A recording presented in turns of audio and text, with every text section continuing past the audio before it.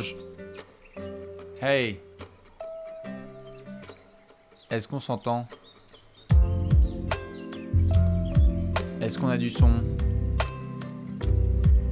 Je n'ai pas de retour son. Voilà, c'est formidable. Si vous en avez, vous me dites. On entend? Ouais, cool. Je n'ai pas idée de la musique que je suis en train de vous mettre dans les oreilles, donc est-ce qu'on s'entend? C'est important, parce que moi je m'entends, mais je n'entends pas mon retour musique. Est-ce qu'on est OK? Nous t'entendons? Ouais. Bonsoir. Bonsoir à toutes et à tous, et bienvenue dans le Allez Café protocolaire. Il est 23h et dans quelques jours, ce sera la Free Agency 2022. On va pouvoir s'éclater tous ensemble. Bonsoir à celles et ceux qui nous rejoignent maintenant. Vous êtes des centaines, même le dimanche soir, à vouloir passer un moment de convivialité tous ensemble. N'est-ce pas formidable? On va même régler le micro, comme ça il va être bien dirigé là où il faut. C'est un plaisir de vous retrouver. Alors, il y a plein de choses à devoir discuter, parce que comme vous le savez, pendant que je vous laisse vous installer, salut les BG et les BGettes, nous sommes à quelques jours de la Free Agency.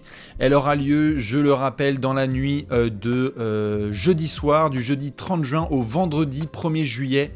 Et donc, eh bien, à cette occasion, vous le savez, on aime bien faire les choses et pas tout à fait à moitié. Prenez déjà votre rendez-vous pour ce jeudi soir, jeudi. Oui monsieur, oui bibi, on sera ici sur cette même chaîne, la chaîne Twitch de Trash Talk. Certains ont déjà connu cet événement, je l'avais fait l'année dernière. Eh bien c'est simple, on va se retrouver ce jeudi soir pour ouvrir la Free Agency en deux. On va se positionner sur les premières signatures. C'est simple, à partir de minuit 1, on sera là. Alors, je serai là très certainement plus tôt, parce qu'on va devoir quand même teaser cette Free Agency et faire le point sur toutes les dernières rumeurs. Mais ce jeudi soir, donc le jeudi 30 juin, sur les alentours, je dirais de 23h, peut-être max 23h30, eh bien, on démarrera un live pour pouvoir justement vivre tous ensemble.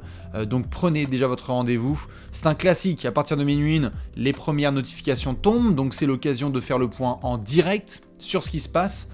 Qui va signer Jalen Brunson? Que va faire DeAndre Ayton? Qu'est-ce qui va se passer pour Nicolas Batum, pour PJ Tucker, pour tous ces garçons? L'année dernière, vous étiez nombreux à avoir vécu le live. Si vous ne savez pas à quoi ça ressemble, eh bien il est disponible sur la chaîne YouTube de Trash Talk en replay. Lonzo Ball, on a vu la signature. Kyle Lowry, on avait vu PJ Tucker. On avait suivi beaucoup de signatures en direct, des sign and trade. On avait vu Chris Paul être prolongé pour 4 ans. Beaucoup de choses qui s'étaient passées. Et donc c'était l'occasion de pouvoir faire la Free Agency. Alors sur ce live de Free Agency, je serai solo, pas de Alex et pas de Simon, parce que là vraiment c'est en mode fire bullets. Dès qu'il y a une Vosges bombe quelque part qui sort, eh bien on la décortique en direct. Donc c'est un peu difficile d'être à plusieurs sur le canapé. Mais il y aura l'occasion peut-être de faire le point avec les loulous par la suite. Dans tous les cas, on va faire comme d'habitude. Plein de petits points qui ont été balancés. J'en ai envoyé sur les réseaux sociaux cette nuit, notamment ce dimanche sur le compte Twitter de Trash Talk. Si vous ne le suivez toujours pas, rattrapez-vous dans la vie, bien évidemment. Et avant de faire ce point, on va devoir prendre une lampée et demander où est-ce que vous êtes. Où est-ce que vous êtes? Tranquillou, je sais qu'il y a des gens de Paris, très certainement. Bonsoir à celles et ceux qui me rejoignent à l'instant pour ce point spécial Free Agency. Je rappelle donc jeudi soir qu'on sera tous ensemble. Saint-Etienne, les Lyonnais sont dans le coin, le Berry est dans le coin. Salut mes potos tunisiens, ceux de Limoges. J'ai des gens de Bruxelles, de Marseille, c'est formidable, du Luxembourg. Les gens de Versailles, de Périgueux, de Martinique, incroyable. Bonsoir à tous, il y a des fans d'Orlando, il y a des gens du Val d'Oise, de Châteauroux en majuscule. C'est merveilleux, de Suisse, salut aux potos suisses, de Newcastle, de Clermont-Ferrand. C'est particulièrement à côté. Il y a des copains d'où? De Mulhouse, magnifique. Namek, bon bah allez-y du 14e, ça veut dire que j'ai mon Simon qui est présent. Bonsoir mon cher Simon, j'espère que ça va. Tu vois, j'essaie de récupérer un petit peu, je te cache pas que c'est un petit peu compliqué, mais il faut bien que je sois au rendez-vous pour filer les dernières infos. Et justement, on va pas perdre notre temps, je vous laisse dire bonsoir à ce cher Simon qui est là. Vous êtes déjà 2000. Oh putain. Eh bien, si vous êtes 2000, donc je le rappelle pour celles et ceux qui peut-être débarqueraient à l'instant, ce jeudi soir, rendez-vous sous les coups de 23h, je vous redonnerai l'horaire sur la chaîne Twitch de Trash Talk afin de vivre donc le live Free Agency de tous ensemble. Toutes les signatures décortiquées en direct, ce sera l'occasion de pouvoir débattre sur what the fuck, qu'est-ce qui se passe. Et notamment, à peine avais-je préparé ce live qu'on a eu des nouvelles informations, notamment du côté de Mark Stein, avec certains qui penseraient, je me permets pour préchauffer, dans les coulisses de la NBA, que PJ Tucker pourrait signer 3 ans à Philadelphie. C'est une option qui existe, on en reparlera dans quelques minutes. On va faire le point évidemment sur toutes les informations parce que je sais qu'il y en a beaucoup qui se posent des questions sur le Heat et sur notamment cette histoire de PJ Tucker. Est-ce qu'on va voir notamment PJ Tucker sous d'autres couleurs? Je vais mettre mon cher Brian Toporek sous les yeux, histoire de devoir bien tout briefer. Voilà, vous me donnez juste quelques secondes et puis après on va pouvoir partir. Cette histoire de PJ Tucker est quand même assez importante parce qu'à Miami, il est quand même pas à moitié important, hein. On va se permettre, même s'il y a eu des doutes sur sa condition physique, beaucoup de blessures pour PJ Tucker, ça reste quand même un membre important de la réussite du Heat cette saison, qui était donc, je rappelle, numéro 1 de la conférence Est. On reviendra sur plein de choses, sur les rumeurs évidemment de Monsieur Damian Lillard avec Kevin Durant. On va faire les choses dans l'ordre. Et donc, pour ceux qui connaissent les classiques, je vous laisse vous installer peinard en vous faisant la bise. Et ceux qui ne savent toujours pas comment ça se passe, on se détend, on prend les infos et on va les décortiquer ensemble en direct. Parce que Twitter, parfois, c'est un petit peu court. Alors, on va aller du côté de New York pour commencer, puisque vous avez été nombreux à voir sur le soir de la draft un move qui a été réalisé par les Knicks qui a laissé beaucoup de gens dans la confusion. Les Knicks avaient le pick 11 et ont décidé de ne pas utiliser ce pick 11. Ils l'ont transféré dans une affaire à plusieurs équipes du côté de Charlotte et OKC, ça s'est renvoyé la balle. Les Pistons sont repartis avec le pick 13, le Thunder est parti avec le pick 11, ils ont pris Ousmane Dieng. Et donc du coup, on va pouvoir parler de cette affaire parce que on a les Knicks qui libèrent de la place dans leur cap space. C'est-à-dire qu'au niveau des finances, les Knicks se retrouvent dans une situation où ils ont la capacité de pouvoir signer un meneur. On avait vu des rumeurs sur Malcolm Brogdon dans un potentiel transfert. Pour le moment, les Pacers sont en train de diriger une négociation particulièrement ardue parce qu'ils savent que Brogdon a de la valeur et que les Knicks n'ont pas non plus envie d'être à poil. Ils ont récupéré beaucoup de tours de draft récemment. Du coup, nous avons 2 noms qui sortent du lot. Le premier, c'est Kyrie Irving, parce que vous savez très bien qu'en ce moment, il y a un manque de satisfaction chez les Nets, un manque de stabilité pour Kyrie et pour les Nets. Kyrie Irving, je le rappelle, d'ici la semaine prochaine, il pourrait recevoir une extension de contrat max par les Nets, mais les Nets ne sont pas très chauds. Du coup, est-ce que Kyrie Irving va être disponible dans quelques jours?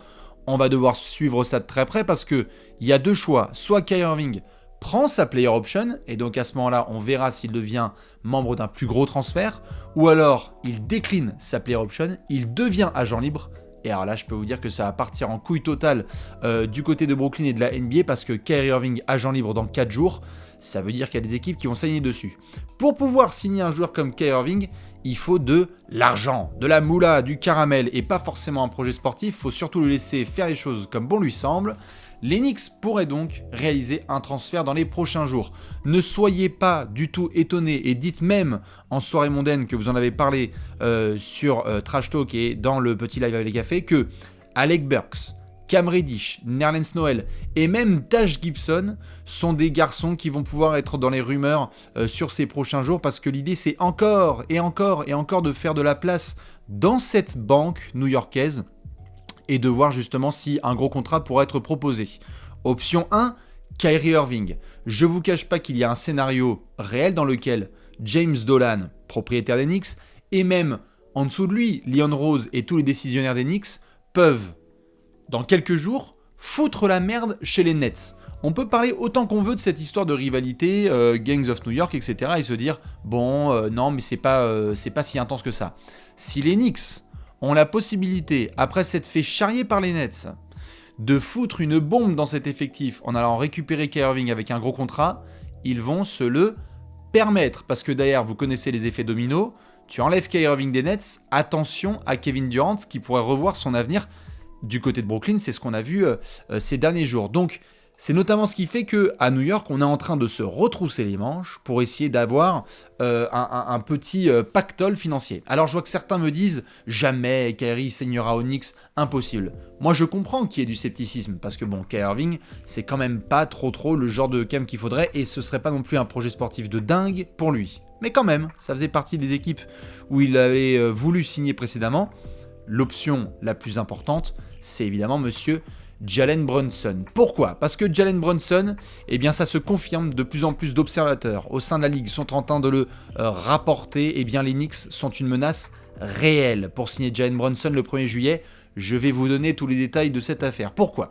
Parce qu'on parle d'un contrat potentiel de 100 à 105 millions de dollars sur 4 ans pour monsieur Jalen Brunson. Je répète, 100 à 105 millions de dollars donnés à Jalen Brunson. C'est plus que Fred VanVleet à Toronto. Comparaison, poste par poste, taille par taille, etc. C'est absolument énorme, mais en même temps les Knicks n'ont pas trop la possibilité d'aller chercher d'autres joueurs compétents sur le poste de meneur à la Free Agency. Et donc, aujourd'hui, les minutes passent, les heures s'écoulent, et il y a une sorte de balance 50-50. Je vais refaire toute la chronologie et après on va revenir sur cette info principale. Jalen Brunson est un second tour de draft qui a donc été récupéré par les Mavs et est devenu une formidable pièce dans le système, à la fois à la base de Rick Carlisle et ensuite de Jason Kidd. Merveilleux sur les derniers playoffs, il y a eu du match à plus de 30 points, à plus de 40 points. On se souvient de son premier tour contre Utah alors que Luka Doncic n'était pas là. Jalen Brunson, il a effacé de la tête des dirigeants de Dallas le fait qu'ils ne pouvaient pas trop être performants en play-off. C'est ce qui s'était passé lors des play-offs précédents. Malheureusement, lorsqu'on refait la chronologie, vous avez certainement vu Dorian Finney-Smith en cours de saison être prolongé à Dallas pour 54 millions, là à peu près sur 3 ans, je crois, si je ne dis pas de bêtises, 3 ou 4 ans. Je vous laisse me confirmer le chat, mais Dorian Finney-Smith a été prolongé, je crois que c'est 54 sur 4, où il a été prolongé en cours de saison, Dorian Finney-Smith. C'était un contrat qui pouvait être aussi proposé à Jalen Brunson. Il y a quelques mois, nous étions donc plutôt en septembre, il y avait déjà eu des discussions entre nos amis de Dallas et le camp de Jalen Brunson. Bonjour, 54-55 millions sur 4 ans, est-ce qu'on pourrait le voir ensemble et le signer potentiellement? Incertitude du côté de Dallas, dirigé par plusieurs choses. Premièrement, on ne sait pas quel type de joueur est Jalen Brunson face à des grandes équipes, donc on ne sait pas encore ce qu'il donne dans un long run de playoff. Et deuxièmement, eh bien, on va voir combien dépenser parce que à l'époque, il y avait déjà Porzingis, enfin il y avait encore Porzingis qui était dans les books financiers de Dallas. Il y avait Tim Hardaway Jr. qui venait d'être prolongé et il y avait des garçons sur qui il allait falloir peut-être mettre un billet également. Et du coup, c'est 4 ans et 52 millions de dollars. Merci pour Dorian Finney-Smith. Et donc du coup, j'ai l'impression que c'était 54, mais c'est peut-être 52 en effet. Et donc du coup, en septembre-octobre, la discussion n'a pas mené à une prolongation contractuelle. Apparemment, ce qui se dit, c'est que en janvier, donc un mois avant la trade deadline, le camp de Jalen Brunson, dont notamment l'agent est le fils de Leon Rose, qui notamment gère nos amis les Knicks, Leon Rose, ancien agent de Jalen Brunson, assistant des Knicks, Rick Brunson, on va y venir, donc il y a toute une histoire de famille qui évidemment motive le meneur de Dallas. En janvier, le camp Brunson est revenu vers Dallas, apparemment, c'est ce qui a été rapporté, avec cette même offre sur la table. Oui, bonjour, est-ce qu'on est toujours sur cette histoire de contrat à hauteur de 52-55 millions de dollars sur 4 ans? Et les Mavs ont encore mis un potentiel veto. Je refais donc la chronologie. Septembre, Brunson, pas prolongé. Janvier, Brunson, pas prolongé. Et puis après, qu'est-ce qui se passe en play-off? Vous l'avez vu, on a des très grosses performances de Jalen Brunson, qui donc est un second tour de draft, qui ne pourra pas négocier des gros contrats toute sa vie. C'est les histoires qu'on a vues, notamment avec les Fred VanVleet, ce sont des joueurs non draftés. Les mecs à la base, on leur dit tu seras jamais en NBA, jamais tu vas toucher 100 millions de dollars. Aujourd'hui, Fred VanVleet, il est quasi à 100 millions de dollars et il a changé sa vie et celle de sa famille pour des générations et des générations. Et donc du coup, nous sommes dans 4 jours. C'est vrai que vous êtes 3000 pour un live de Free Agency et c'est formidable, je vous fais des énormes merci et des gros cœurs à toutes celles et ceux qui sont là. Je continue l'affaire Jalen Brunson. Jalen Brunson, dans 4 jours, il est agent libre. Mais il n'est pas agent libre restreint, il est agent libre non restreint. Ça veut dire qu'il peut signer absolument où il veut, et Dallas n'aura pas la possibilité de matcher le contrat. C'est-à-dire qu'ils ne pourront pas s'aligner sur l'offre et conserver Brunson. Il est libre comme l'air. Et donc, il y a un mois, il y a eu notamment des discussions avec Nico Harrison et les dirigeants de Dallas, qui jusqu'ici ont eu une position, ils ont dit « On est hyper confiant sur le fait qu'on va pouvoir prolonger Jalen Brunson, on a totalement ce qu'il faut comme structure, ça se passe très bien à côté de Luka Doncic, avec notamment Jason Kidd, il est super bien intégré dans le système, parfait. Et on l'a vu pendant les playoffs. Donc du coup, du côté de Dallas, on est confiant. Mais la stratégie des Knicks, c'est la suivante. La première, pousser le prix le plus loin possible. Parce que, je vais vous le mettre tout de suite sous les yeux, il y a un avantage que Dallas a, je vous le mettais, j'en reparlerai ce soir en détail tout de suite, mais Dallas, le seul avantage qu'ils ont vraiment, c'est de proposer un contrat sur 5 ans à Jalen Brunson.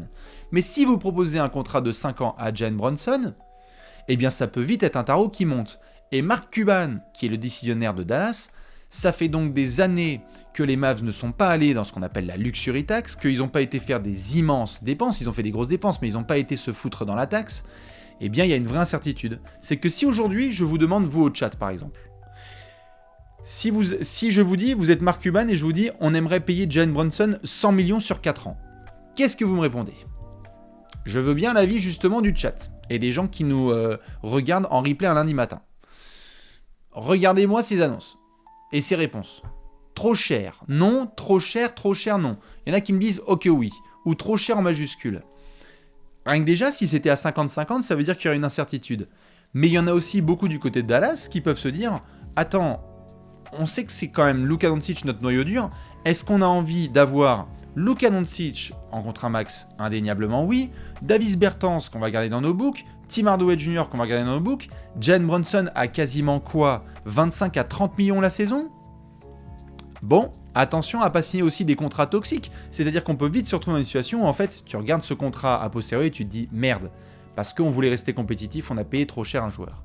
Et donc c'est ce qui fait que on a ce prix qui est poussé par les Knicks, qui pourrait être donc de 100 à 105 millions proposés sur 4 ans. C'est pour ça, comme je le disais il y a quelques minutes, que vous pourriez avoir des deals concernant Alec Burks, Cam Reddish, Nerlens Noel ou Taj Gibson. Bonsoir le gars qui dit bonjour, merci à ceux qui balancent des subs dans tous les sens. Je démarrais donc avec le point sur Monsieur Jalen Brunson, et je vais vous poser la question très très simplement. Jalen Brunson portera-t-il le maillot des Knicks, des Mavs ou d'une autre équipe selon vous la saison prochaine?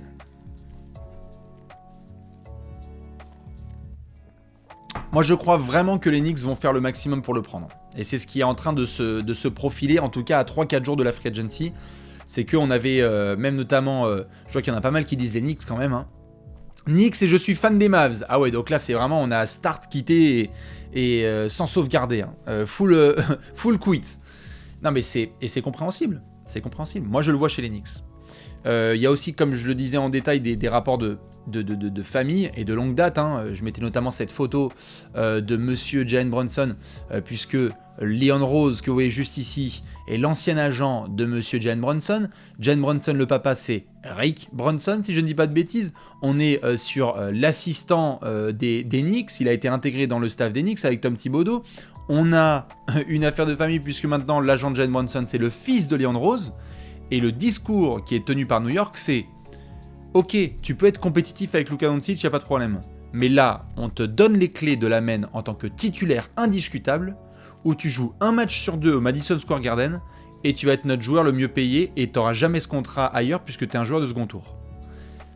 C'est rondement mené par les Knicks. Qu'on aime ou pas le contrat, c'est rondement mené par les Knicks, et je pense que c'est sur ce type de procédé que New York pourrait essayer de subtiliser Monsieur Jalen Brunson. Donc ça, c'est la première chose, et je vais pouvoir passer aux autres infos, puisque hop, Jalen Brunson c'est fait, on va pouvoir enchaîner. Dans tous les cas, vous êtes nombreux à plutôt penser que Jalen Brunson pourrait rejoindre en effet New York, et je peux vous comprendre parce que ça va être vraiment tendu. Plutôt Jalen Brunson que Kyrie Irving quand même, mais à surveiller Kyrie parce que bon, je vous cache pas que Kyrie, l'incertitude elle règne aujourd'hui, hein, et depuis quelques temps quand même avec Kyrie l'incertitude. On va changer de poste et on va changer de pépère, comme dirait notre cher Alexinator, et ça le concerne. Vous le savez, c'est un des joueurs les plus attendus. Pendant que je souhaite bonsoir à celles et ceux qui sont là, qui me rejoignent. Oh, merci Pépito pour le package de subs. Cœur avec les doigts. On va se positionner sur monsieur DeAndre Ayton. DeAndre Ayton, vous le savez, c'est donc le pivot des Suns. Plein de gens ont balancé leur avis à droite à gauche et je sais qu'il y a des fans des Spurs, des fans des Suns, des fans des Pistons qui veulent s'exprimer sur le dossier. Alors, où est-ce qu'on en est aujourd'hui?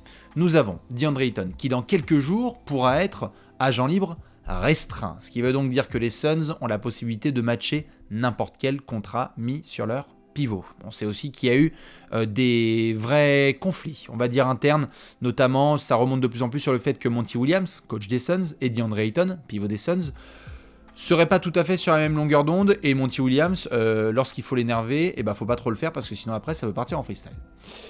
Du coup, nous avons quelques équipes qui sont capables de proposer un contrat max à DeAndre Ayton. Il y en a 2 aujourd'hui qui peuvent se positionner, et c'est pour ça que je l'ai mis dans un autre tweet. Ce sont notamment les Spurs et les Pistons. Parce que oui, aujourd'hui, il existe un scénario réel dans lequel Ayton reste à Phoenix. C'est-à-dire qu'ils regardent ce qui se passe et ils se disent, bon, qui peut mettre un contrat max sur lui et qui va mettre un contrat max sur lui? Est-ce que c'est les Spurs? Est-ce que c'est les Pistons? On a quoi comme équipe? Alors je vois qu'il y a des fans de Portland qui débarquent et qui disent, ah bah nous, pourquoi pas? Les Blazers, on va voir sur quoi ils shiftent, ils viennent de récupérer Jerami Grant. Et comme je vais en parler demain, les Blazers, ils ont plutôt l'intention de prolonger Yusuf Nurkic, qui n'est peut-être pas un pivot titulaire en NBA en 2022, ça c'est un autre débat. Mais la place financière qu'avait notamment Portland, elle est partie en bonne partie du côté de Jerami Grant qui a été récupéré dans un transfert. Et ils ont garanti notamment le très bon contrat de Josh Hart. Donc aujourd'hui la marge financière de Blazers qui était très très bonne il y a encore très peu de temps, elle est super fine. Donc Portland, chut, on dégage. Il y a Indiana qui peut être aussi sur DeAndre Ayton. Le problème, c'est que Indiana, apparemment, ils ont plutôt l'intention de se débarrasser de Miles Turner et on pourrait avoir justement un focus qui est fait sur Isaiah Jackson et sur Jalen Smith. Du coup, il y a peut-être Détroit, il y a peut-être San Antonio. Mais les Pistons, il y a encore quelques jours, beaucoup de managers dans la NBA et de membres de franchise s'attendaient à ce que les Pistons mettent sûr et certain un contrat max sur DeAndre Ayton. Comme ça, les types, ils te prennent Jaden Ivey, ils ont Kate Cunningham, ils te rajoutent un petit Saddiq Bey donc, qui est déjà dans la rotation, plus DeAndre Ayton, et c'est parti, la hype elle est monstrueuse. Sauf qu'on l'a vu, à la draft, ils avaient déjà précédemment Isaiah Stewart, et ils viennent d'obtenir Jalen Duren. Ce qui peut compliquer un petit peu les choses. Est-ce qu'on va avoir notamment un DeAndre Ayton chez les Pistons? Eh bien, c'est une vraie interrogation. Maintenant, il y a plusieurs pistes à devoir mentionner. La première, c'est qu'on l'a dit, et on en a parlé, je vous en avais parlé dans un des récents Allez Café, s'il y a un départ de DeAndre Ayton, ce ne sera pas contre Peanuts. On part plutôt sur ce qu'on appelle un sign and trade entre les Suns et l'équipe qui va vouloir lui mettre un contrat max. Donc peut-être que les Pistons vont accepter de faire un sign and trade pour pouvoir récupérer DeAndre Ayton et filer quelques piécettes aux Suns. Sauf qu'une des plus belles pièces que possédaient les Suns, je vous la donne en mille, où est-ce qu'elle joue aujourd'hui? À Portland. Jerami Grant. Parce que du coup, tu aurais pu liquider un petit peu de sous, puisque Jerami Grant, il est quand même bien payé, et ils auraient pu envoyer Jerami Grant de l'autre côté du pays, donc de Détroit à Portland, et ça permettrait à Ayton de pouvoir venir, de Détroit à Phoenix, et ça aurait pu permettre à Ayton de venir. Donc ça complique un petit peu les affaires pour les Pistons. Rien n'est sûr, il y a de l'incertitude aujourd'hui sur le fait que les Pistons pourraient mettre un contrat max, et donc il y a 3 noms qui restent aujourd'hui autour de Détroit, c'est DeAndre Ayton, Colin Sexton ou Miles Bridges. Miles Bridges, on en a déjà parlé, il y a apparemment l'attente d'avoir un très très gros contrat du côté de Charlotte. Colin Sexton, on en a parlé, il va falloir voir comment ça se passe avec les Cavs, parce que attention, c'est pas sûr que Cleveland puisse le garder ou veuille le garder au tarot qui est demandé. Et DeAndre Ayton, je viens d'en parler, ça peut être vite compliqué. Du coup, 2 franchises, Spurs et Pistons. Je vous pose la question, selon vous, là, quand on va faire le live de la Free Agency ce jeudi soir, on est sur quoi? Un contrat max signé par DeAndre Ayton? Si oui, chez les Spurs? Chez les Pistons? Est-ce que vous avez une franchise qui sort du lot? Mais là, s'il y en a qui me sortent d'autres franchises, je ne sais pas où est-ce que vous allez trouver vos sous, parce qu'il y a des équipes qui n'ont pas beaucoup d'argent. Orlando, ça m'étonnerait aussi, ils ont de l'argent, mais ils vont quand même pas mettre un max sur DeAndre Ayton, alors je comprends plus rien. Et donc c'est pour ça qu'on se retrouve très vite vers San Antonio. Et on pourrait avoir une potentielle offre faite par les Spurs à DeAndre Ayton. Encore faudrait-il que ce soit dans la motivation des Spurs. Les Spurs font partie des équipes qui pourraient avoir le plus de place dans leur banque d'ici quelques jours. Et donc San Antonio pourrait se retrouver un petit peu comme un coup magique, un petit peu un tour de magie, pourrait se retrouver en pole position pour signer DeAndre Ayton. Je vois que vous êtes nombreux à mettre nos copains les Spurs. C'est vrai que je le rappelle, s'il y a signature avec les Spurs, ce sera plutôt dans un sign and trade. Et à ce moment-là, qu'est-ce que tu mets? Parce que tu vas pas mettre Dejounte Murray dans la baraque. Hein. Je sais qu'il y a des rumeurs sur Dejounte Murray et je vais revenir, mais c'est pas pour que Dejounte parte. Tu vas pas prendre DeAndre Ayton pour faire ça. Ou alors je comprends plus rien à cette franchise et start quitter sans sauvegarder. Mais il y a peut-être d'autres garçons qui vont rentrer dans l'équation dans un potentiel sign and trade. Il n'y a pas non plus des gigantesques contrats à San Antonio, donc c'est notamment M. Jakob Poeltl qui avait été mentionné. J'en reparlerai de Jakob Poeltl, il a été dans des rumeurs récemment. Peut-être que Poeltl fait le chemin inverse et va du côté de Phoenix pour justement renforcer le secteur intérieur de Chris Paul et Devin Booker. Donc voilà où on en est, dans tous les cas, au niveau de ces équipes.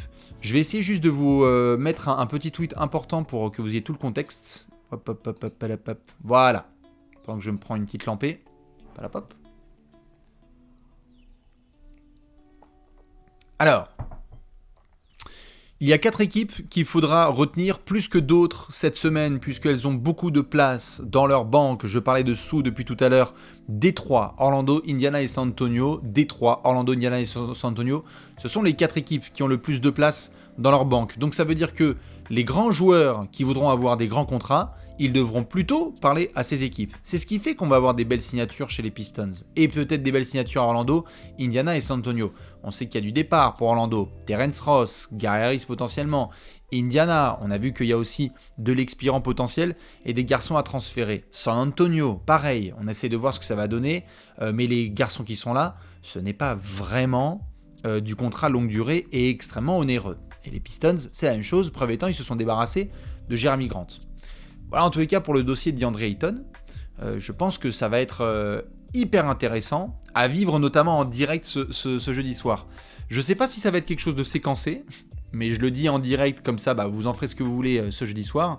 Mais je pense que jeudi soir, on va avoir très probablement un scénario un petit peu surprenant, du type, par exemple, les Spurs proposent un contrat max ou quasi max à DeAndre Ayton, et à ce moment-là, les Suns ont 72 heures pour matcher. Ce sont les règles, les Suns auront la possibilité pendant 3 jours de matcher n'importe quelle offre, ou bien peut-être que les Suns vont proposer une belle offre à DeAndre Ayton et dire « Bon mec, en fait, on enterre la hache de guerre et on va se retrouver. » C'est peut-être ce qu'il faudrait d'ailleurs.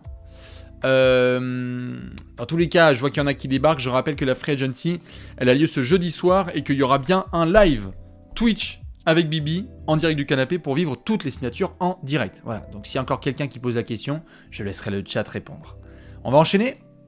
Allez, on va retourner à la main, parce que je sais que vous aimez bien parler de plusieurs équipes et de meneurs qui sont dans les rumeurs. Qui est discuté beaucoup en ce moment dans les coulisses de la NBA ? Eh bien, 4 noms en particulier sur le poste de meneur. D'Angelo Russell, Mike Conley, Malcolm Brogdon et Monte Morris. Rien de concret pour le moment, comme je le tweetais tout à l'heure. On a des équipes qui sont en train d'écouter les offres. On a notamment 2 garçons qui sont en pole position. Le premier, vous l'avez vu, c'est Malcolm Brogdon. Il faisait partie de la liste des joueurs les plus attendus sur le soir de la draft pour être transféré. On avait plein de rumeurs dans tous les sens. Et bien finalement, Brogdon n'a pas été transféré. Ça pourrait être le cas là dans quelques jours. Et donc, il y a les Knicks qui sont dessus en cas d'assurance. C'est-à-dire qu'on verra si notamment nos copains de New York, comme on l'a dit tout à l'heure, arrivent à signer un Kyrie ou arrivent à signer un Jalen Brunson ou se positionnent sur Malcolm Brogdon. C'est plutôt dans cet ordre-là que ça se passe et c'est assez logique quand on voit le niveau des joueurs. Maintenant, nous avons également Monte Morris, que vous avez déjà vu du côté de Denver, particulièrement efficace. Eh bien, on va voir justement ce que ça donne parce que Monte Morris, il pourrait, lui, faire partie d'un potentiel trade si il y a une équipe qui lui assure un petit peu de stabilité financière. Je vois que certains me parlent de Kobe White. Je ne le mets pas dans les arrières, c'est un petit peu un meneur, un arrière gâchette. Je le mets pas dans les meneurs, c'est plutôt un arrière gâchette. Et Kobe White, très clairement, il va prendre la porte dans les prochaines semaines et prochains mois du côté de Chicago. On vient de les voir en plus à la draft prendre plutôt un joueur sur les lignes arrière, hein, en direct d'Arizona. Dylan Terry, Dylan Terry, enfin bref, un gros coup de cœur en plus que j'aime bien, un peu polyvalent, big guard, que les fans des Bulls vont adorer. J'en avais parlé notamment dans le dernier apéro sur les satisfactions et un peu déception de la draft. Ça fait partie des noms qu'il faudra surveiller. Et un dernier que j'ai pas pu mettre dans cette liste, voilà, Dylan Terry, merci. Un dernier garçon dans cette liste, avant de rentrer dans les détails, monsieur Tyus Jones. Attention à surveiller, parce que Tyus Jones fait partie des meneurs, excellent backup de Ja Morant à Memphis, qui pourrait prendre la porte de sortie potentiellement dans quelques jours, si une franchise lui propose un gros contrat. On a notamment eu des rumeurs sur Washington qui pourrait proposer un peu plus de 10 millions de dollars la saison à un joueur comme Tyus Jones, qui pourrait lui permettre lui aussi d'être titulaire d'une franchise NBA. C'est un peu le rêve pour un joueur comme ça, qui n'était pas forcément attendu. Je sais qu'il y a des rumeurs sur Ricky Rubio. Malheureusement, Ricky Rubio, sa free agency, elle va être compliquée parce qu'il est en train de se remettre de sa grosse blessure au ligament croisé qu'il a eu avec les Cavs. Maintenant, dossier par dossier. Parce que là, on a en premier un copain, je vais évidemment vous le mettre en full screen, tadada, monsieur D'Angelo Russell. Je sais qu'il y a beaucoup de gens qui nous disent bon, est-ce que vous avez des infos, etc. Et je vois qu'il y a plein de gens qui posent des questions. On aura tout à fait la possibilité de répondre à certaines de ces questions dans quelques minutes. On va voir à la fin de l'édition. À la fin de l'émission, pardon. D'Angelo Russell. Aujourd'hui, comme je l'ai dit, il n'y a rien de concret. C'est-à-dire que D'Lo fait partie des fondations des Wolves et la question se pose sur l'avenir. Pourquoi ? Parce que nous avons un nouveau décisionnaire à Minnesota. Ce décisionnaire, c'est donc Tim Connelly qui est le nouveau D'Lo chez les Wolves après avoir dirigé notamment les Nuggets récemment. On l'a vu faire du très très bon travail à Denver autour de Nikola Jokic. D'Angelo Russell, au moment où Tim Connelly est arrivé, on n'avait pas tout à fait le sentiment qu'il était backé par son nouveau general manager. C'est-à-dire qu'il y avait une dose qui était mise sur Karl Anthony Towns, sur Anthony Edwards, sur d'autres petites pépites, mais c'est un peu compliqué de voir D'Angelo Russell vraiment, entre guillemets, protégé par celui qui pourrait le transférer. Tim Connelly est arrivé et il a été très agressif tout de suite à la draft, puisqu'on l'a vu transférer un pick pour essayer de récupérer 2 garçons. Il a notamment drafté Walker Kessler en pivot et Wendell Moore en meneur. La situation des Wolves, elle est un peu compliquée. Pourquoi ? Parce qu'on les a vus faire une très jolie saison, play-in tournament, direction les playoffs, premier tour face aux Grizzlies, et D'Angelo Russell nous a offert 2 visages. Le premier visage, c'est celui d'un meneur qui a été solide, très bon à la distribution, et qui s'est ajusté aux besoins des Wolves pour que ça se passe bien avec Chris Finch sur la saison régulière. Pas trop de problèmes, c'est peut-être la meilleure saison en carrière à la distribution pour D'Angelo Russell, et donc à partir de ce moment-là, bon, pas trop de discussion sur le fait de devoir le conserver, même si son salaire est important. Malheureusement, on a vu aussi ce que ça donnait en play-off. Et je pense que vous êtes nombreux, je veux bien savoir s'il y en a qui se souviennent, du dernier match des Wolves face aux Grizzlies. Est-ce que vous vous souvenez, je vais voir s'il y en a qui ont une bonne mémoire, est-ce que vous vous souvenez un fait marquant qui a eu lieu sur le dernier match et qui concerne D'Angelo Russell, le match 6, si je ne dis pas de bêtises, entre les Wolves et les Grizzlies, c'était dans le Minnesota. Ah, il y en a déjà un qui a envoyé la bonne réponse. Alors, le terme, oui, scandaleux peut être dit, voilà, c'est un mot en 4 lettres. Ou en 6 lettres si vous le faites à l'américaine. D'Angelo Russell, il était sur le banc. Il a été mis sur le banc. Il n'a même pas, par rapport à un Jordan McLaughlin, il n'a même pas eu de temps de jeu sur le match le plus important de la saison des Wolves.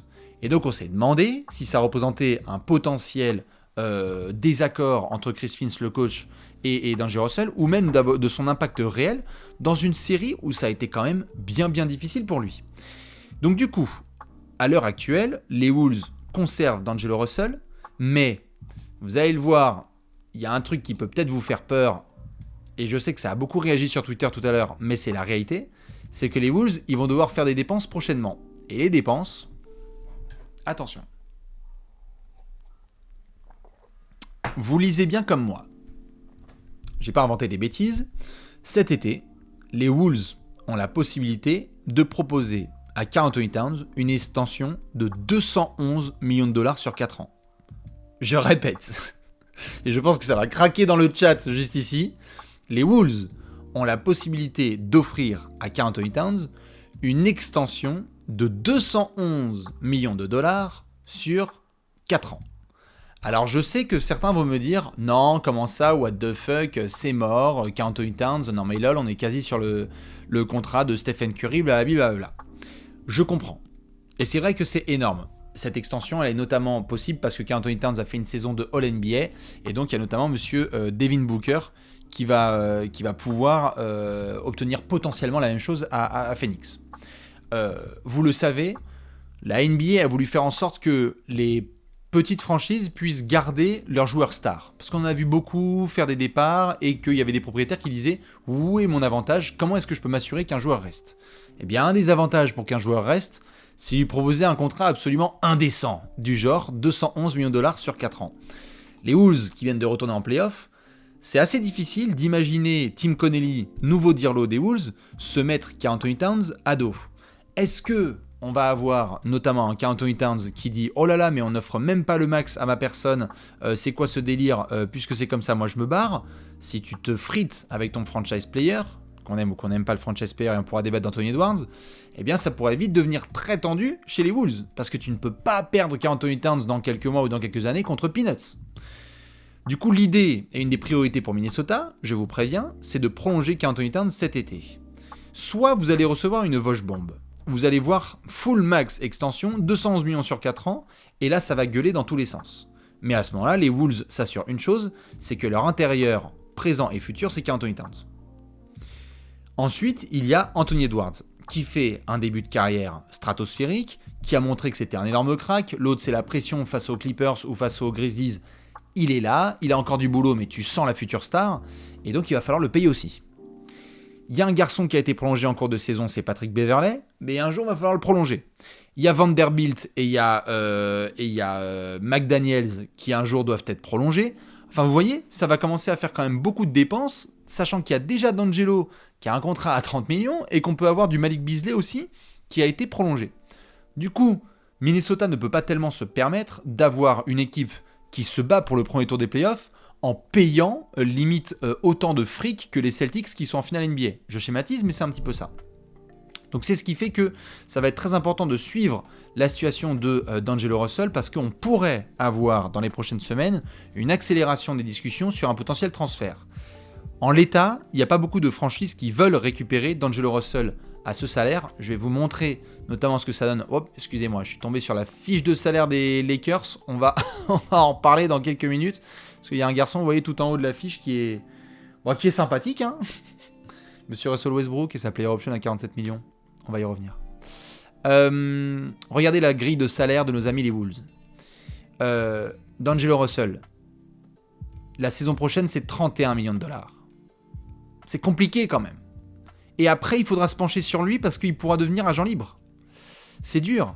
Est-ce que tu abordes la saison 2022-2023 avec un D'Angelo Russell qui va soit devenir futur agent libre et qui pourrait donc se barrer ailleurs ou demander un énorme contrat, soit profiter qu'il a un tout petit peu de valeur pour le transférer. C'est ça toute la décision. Mais vous voyez, vous avez des Pat Bev qui ont été prolongés, Edwards qui va avoir aussi son contrat, Vanderbilt qui est ici, et Malik Beasley qui fait partie des books. Donc c'est ça j'ai envie de dire le gros sujet à devoir suivre pour nos amis du Minnesota. Je fais le tour, notamment des... J'aime bien les gens qui viennent de débarquer et qui me demandent de faire un récap. Malheureusement, je vous aime de tout mon cœur. Je ne peux pas récapituler 42 minutes de live en quelques instants. Vous pourrez retrouver notamment le replay de cette émission sur YouTube. Vous aurez toutes les infos. Je vais devoir enchaîner parce qu'il y a beaucoup de choses à devoir décortiquer. Mike Conley, pas trop de rumeurs pour le moment. On va voir ce qui se passe chez le Jazz. Ce sera notamment à voir sur les prochains jours avec la free agency qui débarque. J'enchaîne. Comme je vous le mettais là, Devin Booker est également éligible à cette extension max cet été. Devin Booker, c'est un joueur à la NBA, il est fort à Phoenix, il les a emmenés avec Chris Paul en finale NBA, donc peut-être un peu plus négociable, j'ai envie de dire, que Karl Anthony Towns. Je pense que des gens vont être très choqués si Karl Anthony Towns chope 211 millions de dollars sur 4 ans cet été, mais ça fait partie des réelles possibilités. Pour boucler la boucle sur les Wolves, parce que les Wolves ils sont beaucoup dans l'actu en ce moment, c'est normal, il y a un nouveau Dirlo. Ils souhaitent se renforcer au poste de pivot. Je vous en avais parlé récemment et peut-être qu'il y en a qui veulent, peut-être qu'on en discute. Est-ce que je vais reposer la question. Peut-être que les Wolves ont envie de faire jouer un peu Karl Anthony Towns en 4 et d'avoir donc des options où il joue en ailier fort. On avait parlé pas mal de Anthony Davis avec les Lakers qui jouent parfois avec du Javel McGee ou du Dwight Howard lors de la saison titrée dans la bulle. Anthony Davis n'aime pas jouer pivot et c'est vrai qu'il avait souvent demandé à ce que les basses besognes soient faites par quelqu'un d'autre. Est-ce que vous trouvez... En fait, si vous aviez un mot à me répondre par rapport à Karl Anthony Towns en ailier fort, qu'est-ce que vous dites ? Est-ce que vous dites que c'est pertinent ? Est-ce que vous dites que c'est ridicule ? Est-ce que vous dites lol ? Comment ça réagit un petit peu par rapport à ça ? Il y en a qui disent oui, c'est bien mieux. À tester. C'est compliqué. C'est super. On me dit que c'est foul trouble. On me dit que c'est good. On me dit que c'est bien. Why not ? Diva. Je peux entendre le côté diva, même si c'est... Il y en a qui me mettent PTDR. Il y en a qui me mettent compliqué. Bon, je vois que c'est 50-50. Dans tous les cas, il pourrait y avoir un renfort au poste de pivot. On a vu notamment les Wolves nous mettre un Kessler à la draft qui est immense. C'était notamment le pivot de Jabari Smith à Auburn la saison dernière pour apporter du contre et du physique. Parce que Karl Anthony Towns, ça flex, mais ça va pas trop au charbon, si on peut le dire ainsi. On a eu des rumeurs sur Clint Capella, rien de concret, ça je peux vous le confirmer. Par contre, sur Miles Turner, c'est un dossier qui pourrait monter en température. Parce que là, pour le coup, Miles Turner, il fait partie des rumeurs de transfert et ce serait typiquement le genre de garçon qui contrerait, monterait à l'arceau et serait capable lui aussi d'espacer le terrain pour des lignes de pénétration de monsieur Anthony Edwards. Faudra suivre, dans tous les cas, ce dossier. Il n'y a pas énormément de concurrence. Pour le moment, Miles Turner, il y a surtout des incertitudes sur son opération au pied. Faudra voir Minnesota, mais... Ne soyez pas étonnés si un des thèmes des 30 privés en 30 jours ou de la saison prochaine, c'est pas Karl Anthony Towns démarre la saison en ailier fort titulaire. C'est juste que Minnesota a déjà testé ça. Ils ont fait ça avec Taj Gibson. Ils aimeraient bien tester ça avec un autre pivot de devoir. Et je serais pas forcément contre parce que Karl Anthony Towns, oui, sur certaines match-ups, il va en chier comme jamais. Mais est-ce que Karl Anthony Towns est vraiment un pivot ? Je sais pas. Je sais pas. Est-ce que vous considérez Anthony Davis comme un pivot ? Moi, je peux comprendre que certains veulent tester Karl Anthony Towns en 4. Voilà. Alors, Anthony Davis, évidemment, ce n'est jamais un défenseur comme Karl Anthony Towns. C'est même l'inverse. Je pense que Karl Anthony Towns rêve de défendre comme Anthony Davis jour, nuit, matin, petit-déj, goûter, etc. Mais bon. Et il dit, j'ai l'impression que c'est un vrai 4 polyvalent. Et Towns, il y a peut-être quelque chose à débloquer. En tout cas, j'aime bien qu'il puisse essayer de tester ça parce que parfois, sur certaines match-ups, c'était un peu compliqué. On va aller chez un finaliste NBA. Et je sais que les fans des Warriors sont chauds, mais d'abord, on va parler de nos amis les Celtics. Je sais qu'il y avait des fans de Boston qui m'avaient posé beaucoup de questions ces derniers jours. Eh bien, nous avons juste une petite prise de parole qui a eu lieu de la part de Ime Udoka. C'était intéressant il y a quelques jours. Vous pouvez le retrouver sur le site de Mass Live notamment. Et donc, on va... Merci à tous les gens qui envoient des messages de force. Je vois, il y en a plein, je peux pas trop répondre aux messages de cœur. Je vois, il y en a qui sont hyper touchants sur le fait que vous venez en live un dimanche soir à 23h45 pour écouter de la Free Agency. Vous êtes 4000 quasiment, c'est incroyable. Donc un grand merci, je continue sur les Celtics. Ime Udoka a pris position publiquement sur le fait qu'il avait besoin de scoring vétéran. Ce sont les deux termes qui vont revenir beaucoup du côté de Boston dans les prochaines semaines, scoring et vétéran. Pourquoi ? Parce que on a vu sur les finales NBA qu'il y a une équipe qui avait Jordan Poole, il y avait une équipe qui en avait pas. Alors Jordan Poole n'est pas vétéran, mais il y a du scoring. Et on a vu des garçons vétérans sortir du banc. En face à Boston, aïe. Qu'est-ce qu'on a tiré comme tête ? On a vu Derrick White nous faire un ou deux excellents matchs et puis après disparaître totalement au niveau du scoring. On a vu Peyton Pritchard. Bon bah là la scène était beaucoup trop grande pour Peyton Pritchard. On a vu Grant Williams vachement à l'aise face aux Bucks, vachement à l'aise face aux Heat, un peu plus compliqué quand même dans une match-up face aux Warriors. Et donc du coup, qui est ce garçon en sortie de banc qui débloque la situation lorsque Tatum se retrouve dans la poche arrière de Andrew Wiggins ou que Jaylen Brown est sur un match off. Et bien c'est ça qui fait que on pourrait avoir du renfort. Je dois vous avouer que là, aujourd'hui, je n'ai pas fait la liste. Je pense que je vais vous la faire pour demain. Je vais faire un listing, notamment des joueurs qui pourraient signer pour pas très très cher ou qui puisse y avoir un transfert chez les Celtics. Parce qu'il n'y a pas de nom extraordinaire en sortie de banc disponible. Ou alors sinon c'est très très cher. Tu vas pas chercher Jordan Clarkson à Utah, c'est quand même 15 millions, 12 à 15 millions la saison, donc c'est un peu dur. Mais je regarde les propositions qui me sont faites. Eric Gordon, ça peut représenter un garçon à aller chercher. Clarkson donc, comme je l'ai dit, c'est un peu cher. Terence Ross, pourquoi pas, qui va devenir libre, tout à fait. Il faudra voir qui va se relancer avec un contrat court. Bogdanovic, c'est cher du côté d'Atlanta, et si c'est Bojan, va falloir faire un transfert pareil avec le Jazz. Caris Levert, on a encore un bout de contrat, si je dis pas de bêtises, s'il faut aller le chercher, et est-ce qu'il rentre vraiment dans les plans de Boston, parce que scoring c'est bien, mais il faut pas non plus que tu deviennes un trou en défense, quoi. Lou Williams, c'est un peu rouillé. Patty Mills, c'est à Brooklyn, mais on va voir en effet comment ça se positionne. Taylor Hero, je pense qu'on peut oublier, on va en reparler dans quelques minutes. Donc il y a des options, c'est sûr, mais je vais faire un listing parce que je sais que les fans de Boston ont besoin de savoir qui pourrait renforcer leur banc. Par contre, il y a une chose qui est sûre, c'est qu'il y a un homme, et il est juste ici, regardez comme il est beau, qui a enchaîné les masterclass depuis un an, retour d'Alorford, petit trade de Derrick White, et on se sépare de Terry Rozier, et on se sépare de Enes Kanter, et on fait tout le travail, c'est Monsieur Brad Stevens, on lui fait le boulot, attention, il y a du boulot dès cette semaine, on verra si Brad nous sort encore un mouvement de fou.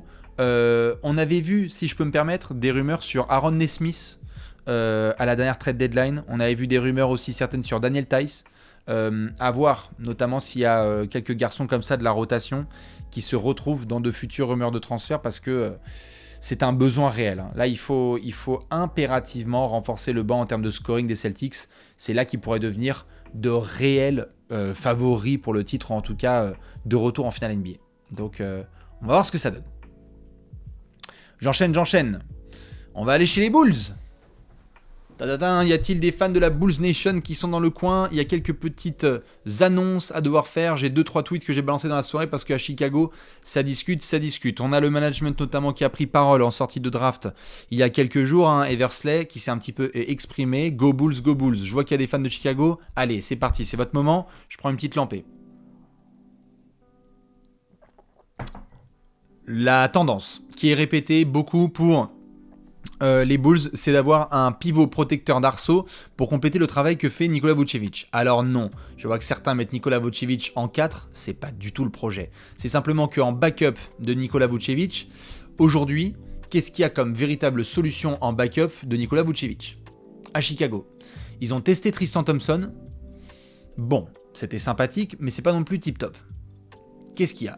Il n'y en a pas des énormes. Et les Bulls, ils vont avoir des dépenses à faire, donc c'est un petit peu léger. C'est pour ça qu'il pourrait y avoir notamment un garçon comme Mitchell Robinson qui pourrait être discuté. On sait que les Knicks avaient pas mal hésité à le prolonger là dernièrement. C'est plutôt RJ Barrett qui devrait être prolongé. Et lui, il veut un meilleur rôle dans une autre franchise. Alors je sais que certains me mettent Miles Turner. Il y en a qui me mettent du André Drummond. D'autres garçons, du Javel Magui. Tous ces garçons-là, soit ils sont sous contrat, soit ils ont envie d'être dans un projet plus compétitif, soit ils ne rentrent pas dans ce rôle de vraiment gros contreur.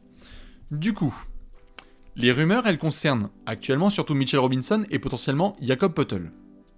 Puisque Poeltl, on l'a vu, il était dans les rumeurs à la trade deadline, et qu'il pourrait être là aussi en échange de belles pièces pour San Antonio, c'est-à-dire du pic de draft notamment. À Chicago, pendant quelques jours, on a eu une rumeur sur Rudy Gobert. Ça s'est calmé. Très très fort. On n'a pas eu de continuité sur la rumeur Rudy Gobert, ça a même été plutôt calme. On a dit bon bah c'est juste de la couture qui a été faite en mode bon, voyons voir, parce qu'il y a des hésitations sur le fait de prolonger Nikola Vucevic. Je vais vous montrer les salaires des Bulls, vous allez vite comprendre qu'il y a 2-3 soucis et puzzles à devoir faire chez Arturas Karnisovas. Donc on est plutôt sur un type de joueur à la Mitchell Robinson et Jakob Poeltl pour sortir du banc et apporter ce soutien-là à Niko Vucevic, qui n'est pas un véritable protecteur d'arceau. C'est-à-dire que l'idée, si vous voulez, à Chicago. C'est que si vous avez une ligne arrière avec par exemple Lonzo Ball, Alex Caruso, Ayo Dosunmu, ça fait un très joli rang de barbelés. Si derrière vous mettez un protecteur d'arceau, mais Chicago, ils rejoignent justement des équipes qui sont finalistes NBA, comme nos amis les Warriors et les Celtics, qui sont top défense. Et je suis pas en train de dire que si on met un pivot protecteur d'arceau, les Bulls vont en finale et bravo pour le 7e titre de la franchise. Je dis simplement que ils le savent, et Arturas Karnisovas le sait, pour avoir justement une chance de rejoindre l'élite, il faut qu'au-delà de l'attaque, il y ait une défense qui soit élite, et ça passe par notamment une très très bonne protection d'arceau, en plus des barbelés qui sont apportés par Caruso, etc. Je vous montre les dépenses de nos amis les Bulls. Spoiler, ding ding ding, il y a Zach LaVine dont je vais parler dans quelques minutes. Lonzo Ball, c'est sous contrat, il n'y a pas de problème. L'année prochaine, c'est 19 millions, le contrat il est super, il gagnera ensuite 20 millions et après on discutera. DeMar DeRozan, ça a été signé l'été dernier, 27 millions la saison prochaine, pas de problème, très bien joué de la part de Karnisovas, puisque DeRozan a fait une saison extraordinaire. Nikola Vucevic, vous le voyez, la saison prochaine, c'est un contrat dégressif, donc 22 millions seulement, mais après, il va être agent libre. Est-ce que tu te retrouves avec un Vucevic qui part contre Peanuts, ou est-ce que tu as un Vucevic qui prolonge à un prix dérisoire? On verra. Derrick Jones Jr., faudra discuter. Caruso, rien à redire. Patrick Williams, je vais en parler dans quelques minutes. Kobe White, ça peut bouger. Mais vous avez quand même des grosses dépenses qui sont faites par les Bulls, et on a des grosses dépenses qui sont faites et qui vont très très vite augmenter parce que les Bulls le disent et ils le répètent, ils veulent absolument tout faire pour prolonger Zach LaVine cet été. Dans 4 jours, ce jeudi soir, et je rappelle, puisque vous êtes 1,8 milliard sur ce live, que jeudi soir, pardon, c'est n'importe quoi, c'est pas ce tweet là, c'est celui-là, que jeudi soir, il y aura bien un live Twitch, allez, sous les coups de 23h, je pense, pour qu'on puisse vivre cette free agency tous ensemble. Dans la nuit donc du jeudi 30 juin au vendredi 1er juillet, je sais que certains ont le bac, le brevet et ne sais-je juste après, mais vous pourrez au moins être là dès minuit, pendant quelques minutes, histoire de vivre les premières grosses signatures. Eh bien, on pourrait avoir donc Zach LaVine en discussion avec plusieurs franchises. Alors, j'ai envie d'avoir vos réactions, parce que vous savez que j'aime bien, certes, vous donner des infos, mais j'aime aussi quand vous êtes dans le chat à tapoter n'importe quoi sur le clavier. Si je vous dis 212 millions de dollars sur 5 ans pour Zach LaVine, vous me dites... Ah, moi, je veux bien de la réaction, là. 212 millions sur 5 ans, qu'est-ce qu'on me dit? On me dit go, on me dit oui, on me dit too much, on me dit que c'est abusé. Alors là, c'est 50-50, hein. N'importe quoi, oui, jamais en majuscule, on me dit what the fuck. Cher mais ok, obligatoire, on me met, c'est pas faux comme terme, j'aime bien, on va voir ce que ça donne, trop cher, compliqué mais possible, c'est vrai, ça les vaut, attention, c'est nimp, c'est incroyable, là dans le chat, il y a... si on dirigeait tous ensemble une franchise, ça serait n'importe quoi, mais ce serait un rêve absolu. Les Bulls, en tout cas ce qui est sûr, c'est qu'au niveau des paroles, c'est souhait et volonté de prolonger Zach LaVine, quoi qu'il en demande. Il y a les paroles, il y a les actes. Les actes, c'est de mettre notamment un contrat max. Parce que Zach LaVine va être le premier à demander un potentiel contrat max. Il va dire, hey, les gars, oh, moi j'étais là avant que DeRozan soit là. Moi j'étais là avant que Vucevic soit là. Moi je suis un mec, je suis jeune, j'ai encore du potentiel, je peux être énorme. J'ai été All-Star, quasiment titulaire All-Star s'il n'y avait pas eu de problème de vote. Et j'ai été monstrueux, donnez-moi la chance d'être encore meilleur. On peut dire ce qu'on veut, mais si les Bulls veulent être vraiment compétitifs, tu ne peux pas te permettre que Zach LaVine se dise alors comme ça je suis pas vraiment désiré ici. Et là on commence à toucher à l'ego. C'est-à-dire que Zach LaVine là, il a fait quelques concessions dans sa carrière, et là il se retrouve free agent au maximum de son pouvoir, il va négocier fort. Et donc c'est possible que jeudi soir, eh bien on puisse avoir des Bulls qui débarquent à minuit et qui disent allez basta, je ne veux rien entendre, je suis Arturas Karnisovas. Contrat max, 212 millions de dollars sur 5 ans pour Zach LaVine. Merci, au revoir. On a Zach LaVine sur 5 ans, on a DeMar DeRozan sur 3 ans. Et maintenant, on va se débrouiller autour de ce duo, autour de Caruso, de Patrick Williams, d'Ayo Dosunmu, etc. pour créer une équipe contender. Alors oui, ça peut faire cher. Mais si vous voulez, vous avez aussi 211 millions de dollars sur 4 ans. Et vous allez demander à Minnesota ce qu'ils en pensent. Voilà, ça c'est cadeau. Ça c'est cadeau. Est-ce que, à votre avis... Zach LaVine va rester à Chicago ou pas? Est-ce que vous pensez qu'il pourrait aller voir ailleurs? C'est quand même chaud, Zach LaVine, qui pourrait aller voir ailleurs. Moi, je pense pas. Je pense que quand même... je sais pas ce que vous en pensez un petit peu. Merde. Certes, il est agent libre. Donc peut-être qu'il va se dire je vais aller voir ailleurs. Mais comme je vous l'ai dit, où est-ce que tu vas aller? Parce que je vous remets sous les yeux les équipes qui ont vraiment... Parce qu'il faut aller chercher le contrat. Quelles sont les équipes qui peuvent vraiment proposer un énorme contrat? C'est-à-dire que hormis sign and trade, tu vas quand même pas aller dans le projet de Détroit. C'est pas possible. J'adore le projet de Détroit, mais tu passes pas des Bulls à Détroit en disant que tu cherches avant tout le basket. Tu dis, bon bah voilà, j'ai encore plus de temps, je veux ma quicheta et j'espère que ça va marcher, mais parle pas de rester compétitif immédiatement. Orlando c'est pareil, Indiana c'est pareil, San Antonio c'est pareil. Même s'il y a eu des rumeurs sur les Spurs évidemment. Donc moi je pense que ça va rester à Chicago, j'espère pour les Bulls, parce qu'il y avait quand même une belle paire. Hein. On parle souvent du fait que la fin de saison elle a été décevante, mais souvenez-vous de ce qui s'est passé cet automne, lorsqu'il n'y avait pas de problème de trop en début de saison, de Covid, etc. Quand les Bulls étaient au complet. Purée, lorsqu'ils avaient Lonzo, Caruso, Lavin, DeRozan, mais c'était la dinguerie au United Center. Moi, je pense que ça reste, et on verra pour le tarot, mais ça peut être autour des 200 millions de dollars. Allez, peut-être un petit effort. On verra. On verra ce que ça va donner pour Monsieur Zach LaVine. Mais donc, comme je disais, pour faire un récap complet des Bulls, on a une décision à prendre sur le poste de backup pivot. Donc derrière, Nikola Vucevic a surveillé des Mitchell Robinson et des Jakob Poeltl pour essayer de renforcer ce secteur intérieur. On a Zach LaVine qui pourrait être prolongé. Les Bulls, ils sont confiants, je l'ai mis ici, sur la prolongation de Zach LaVine. Donc pour le moment, il n'y a pas de véritable menace extérieure. Pas de Lakers, pas de Knicks, pas de qui que ce soit pour le moment. Ça n'a pas trop de sens. C'est plutôt pour rester à Chicago. Et j'en profite pour boucler la boucle. On a eu, certes, des gens qui ont voulu lancer des rumeurs sur Patrick Williams. Il y a un message extrêmement clair qui est balancé apparemment ces derniers jours dans les coulisses de la NBA, c'est que Pat Williams, il est dans aucun package de transfert possible et imaginable. Ils ont trop envie de le développer, ils veulent voir ce que donne une saison complète de Pat Williams sur ce poste 4, justement, qui doit être rempli. On a vu beaucoup de Derrick Jones Jr. Remplir ce rôle la saison dernière avec du Javonte Green parce que il s'était blessé, Patrick Williams. Et donc l'idée, c'est de pouvoir vraiment obtenir une saison complète de Patrick Williams. Si c'est le cas, attention à l'extension de contrat qu'il y aura derrière, parce que Pat Will, il a quand même un gros bout de potentiel à devoir développer. C'était un des, si ce n'est le premier vrai gros choix de draft de Arturas Karnisovas lorsqu'il est arrivé à Chicago. Donc, voilà à peu près ce que ça donne sur nos amis les Bulls. Je vous ai parlé de finale NBA. Je répète encore une fois que si vous avez des questions, j'y répondrai tout à l'heure. Je sais qu'il y a plein de gens, vous êtes 4000, c'est formidable. Et merci à toutes celles et ceux qui balancent des subs depuis tout à l'heure. Je prendrai le temps de répondre à un maximum de questions. On prendra 10 minutes, je pense, pour pouvoir faire un petit peu des fire bullets. Comme ça, je vous donnerai les dernières infos. On va enchaîner chez nos amis, les champions. Les champions, c'est pas les Bucks, c'est les Warriors. Bien évidemment, nos amis les Dubs de San Francisco qui vont devoir se pencher sur plusieurs joueurs. Alors vous le savez, nous avons des garçons qui sont sous contrat. Klay Thompson, Draymond Green, Stephen Curry, patati patata. Mais on a aussi des garçons qui, en sortie de titre, pourraient aller chercher du gros contrat. Nous avons deux joueurs, en priorité, vous le savez, qui sont dans les discussions. Le premier, c'est Kevin Looney, le deuxième, c'est Gary Payton 2. On va en reparler. On reparlera aussi, si vous voulez, de Otto Porter Jr., André Iguodala, etc. Mais c'est moins important. Aujourd'hui, Kevin Looney. Trop important dans la réussite des Warriors, il a envie de rester à Golden State et les Warriors veulent le conserver. Mais il va falloir mettre un tarot d'entente.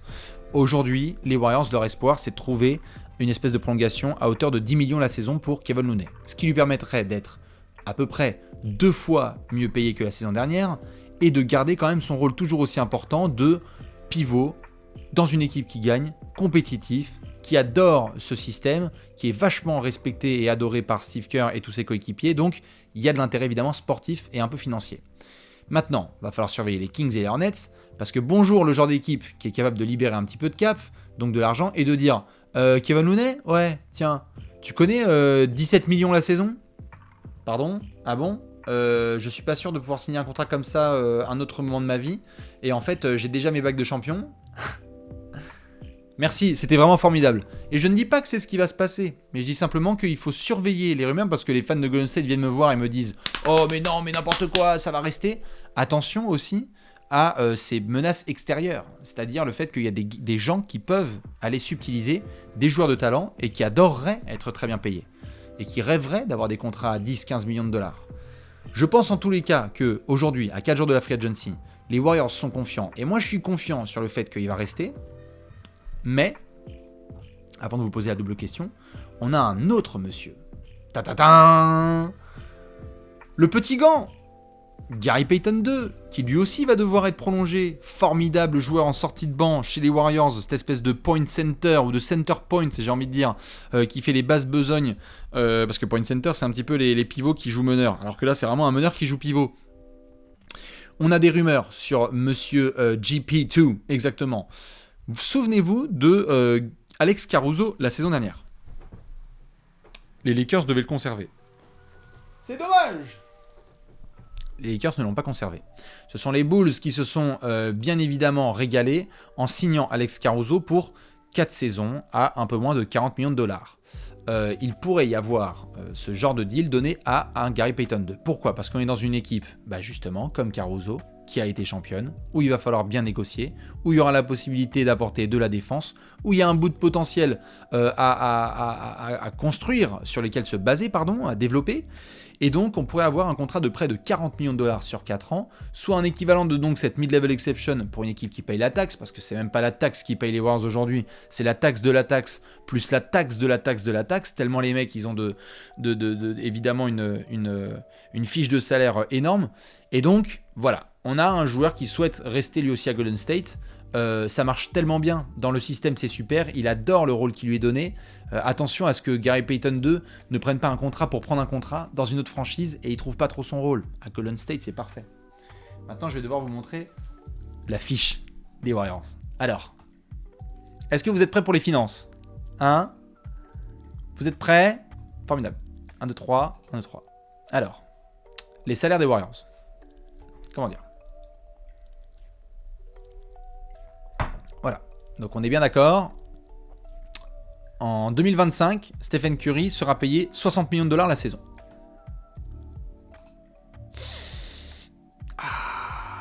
Bon, après, Steph, c'est Steph, d'accord ? Mais on y est. Klay Thompson, la saison prochaine. Donc, juste regardez la saison prochaine.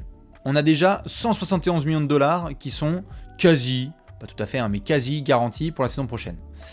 48 pour Steph. 40 pour Klay Thompson, 33 pour Andrew Wiggins, 25 pour Draymond Green. On a James Wiseman qui est toujours là parce que c'est véritablement un numéro 2 de draft, donc très cher payé. Joe Kuminga. Kevin Looney, vous le voyez, là, il y a une grosse case vide. Moses Moody, c'est un rookie comme Kuminga, donc il va continuer. Et après, on a plein de garçons qui sont en potentiel extension. Alors, 2 choses à savoir sur nos amis les Warriors. La première, c'est que Jordan Poole pourrait demander une grosse prolongation de contrat chez les Warriors, mais il y a aussi la possibilité qu'il soit discuté la saison prochaine. C'est-à-dire que là, la véritable priorité des Warriors, ce sont 2 joueurs, c'est Kevin Looney et Gary Payton II. Parce qu'ils sont agents libres, donc ils ont la possibilité d'ailleurs. Vous pouvez déjà très certainement faire de potentiels adieux à Juan Toscano Anderson, à Nemanja Bjelica, à potentiellement Damian Lee, à Otto Porter et à André Iguodala. C'est pas contre eux, c'est juste que ce sont pas les priorités. Si André Iguodala il est conservé, c'est dans un rôle à la Udonis Haslem, c'est-à-dire, tu fais partie du coaching staff et tu enlèves ton survêtement une fois par mois. Allez, à peu près. Mais donc, on peut se retrouver assez rapidement avec Kevin Looney qui est prolongé et Gary Payton II si tout se passe bien, ou alors c'est un des deux, peut-être Kevin Looney et Gary Payton II s'envolent vers d'autres cieux parce qu'il sera vachement bien payé dans une autre franchise, c'est-à-dire ce qui s'est passé avec Caruso du côté des Lakers, qui est allé chez les Bulls. Et ensuite, il y a 2 garçons qui peuvent être prolongés, c'est Jordan Poole et monsieur Andrew Wiggins. C'est-à-dire que les Warriors ont aussi la possibilité, là, de prolonger Andrew Wiggins dès cet été. Certaines rumeurs annoncent que les Warriors vont tout de suite vouloir signer sur Andrew Wiggins, comme ça, on ne prend pas de problème, on allonge le cash et on essaye de rester compétitif. Parce que les Warriors, ils vont pas non plus aller chercher des titres comme ça jusqu'en 2030. Le virage, il se passe maintenant. Steph est dans son prime. Clay revient de blessure. Draymond, ça reste Draymond. Et tu as des garçons à développer. Donc peut-être qu'il faut maximiser les chances maintenant. C'est ce que vraiment le message qui a été confirmé par ces playoffs. C'est-à-dire, donnons-nous une chance d'eux et on va peut-être aller chercher des bagues. Et donc c'est pour ça qu'un Andrew Wiggins, par exemple, t'as même pas envie de tester une potentielle free agency. Puisque à l'été prochain, Andrew Wiggins, ce sera un ailier deuxième meilleur joueur d'une finale NBA, gros défenseur All-Star, qui sera sur le marché des ailiers en 2023. Ça veut dire donc qu'il peut aller chercher un contrat énorme. Merci mon cher Tim Throne pendant ce temps-là qui balance les chiffres du salary cap et de la luxury tax. Du coup, côté Warriors, j'ai envie de poser la question, qui va rester selon vous? Kevin Looney, Gary Payton 2 ou les deux? C'est simple, hein. Là j'attends votre réponse. Cet été, est-ce que les Warriors arrivent à garder Kevin Looney, Gary Payton 2 ou les deux? Ou 0 sur 2, si ça se trouve, hein, ou aucun. Vous me mettez les deux en majorité. S'ils y arrivent, moi je dis c'est balèze. Et il faudra quand même aller checker la température de Joe Lacob, qui est donc le proprio des Warriors, et qui va avoir une belle fiche salariale à devoir régler hein, dans quelques mois. Putain de merde, pardon. Là. Moi je vous avoue que je suis très confiant sur Kevin Looney, et j'ai des micro-réserves sur Gary Payton 2, parce que je pense qu'il y a des équipes qui pourraient lui mettre sur lui un assez gros tarot, et que bon, peut-être que son profil se trouve ailleurs en fait. Peut-être que les Warriors vont se dire non attends, notre priorité c'est de garder Jordan Poole et Andrew Wiggins et puis basta quoi, avec Kevin Looney. Voilà, en tous les cas sur le petit corner spécial champion en titre, je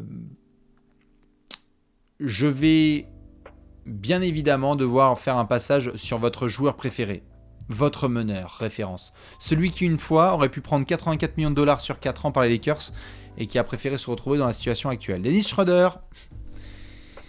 Alors Dennis Schroeder, pour ceux qui ne le savent pas, il portait le maillot des Rockets il y a quelques mois. Voilà. En fait, il portait le maillot des Celtics. Et lorsqu'il a quitté les Celtics, ils sont allés jusqu'en finale NBA. Voilà. C'est ce qu'on appelle un chat noir. Il a été chez les Rockets. Et bien pour le moment, il s'avère que Dennis Schroeder ne devrait pas revenir chez les Rockets. Parce qu'il y a du Kevin Porter Jr., il y a du Jalen Green et il y a Ty Washington à développer en sortie de banc. Et donc on va voir ce que ça va donner pour Dennis Schroeder.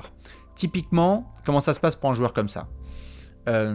C'est simple, on peut avoir ce qu'on appelle un effet domino. Et vous savez que j'aime bien envoyer le gif des dominos au moment où la free agency arrive.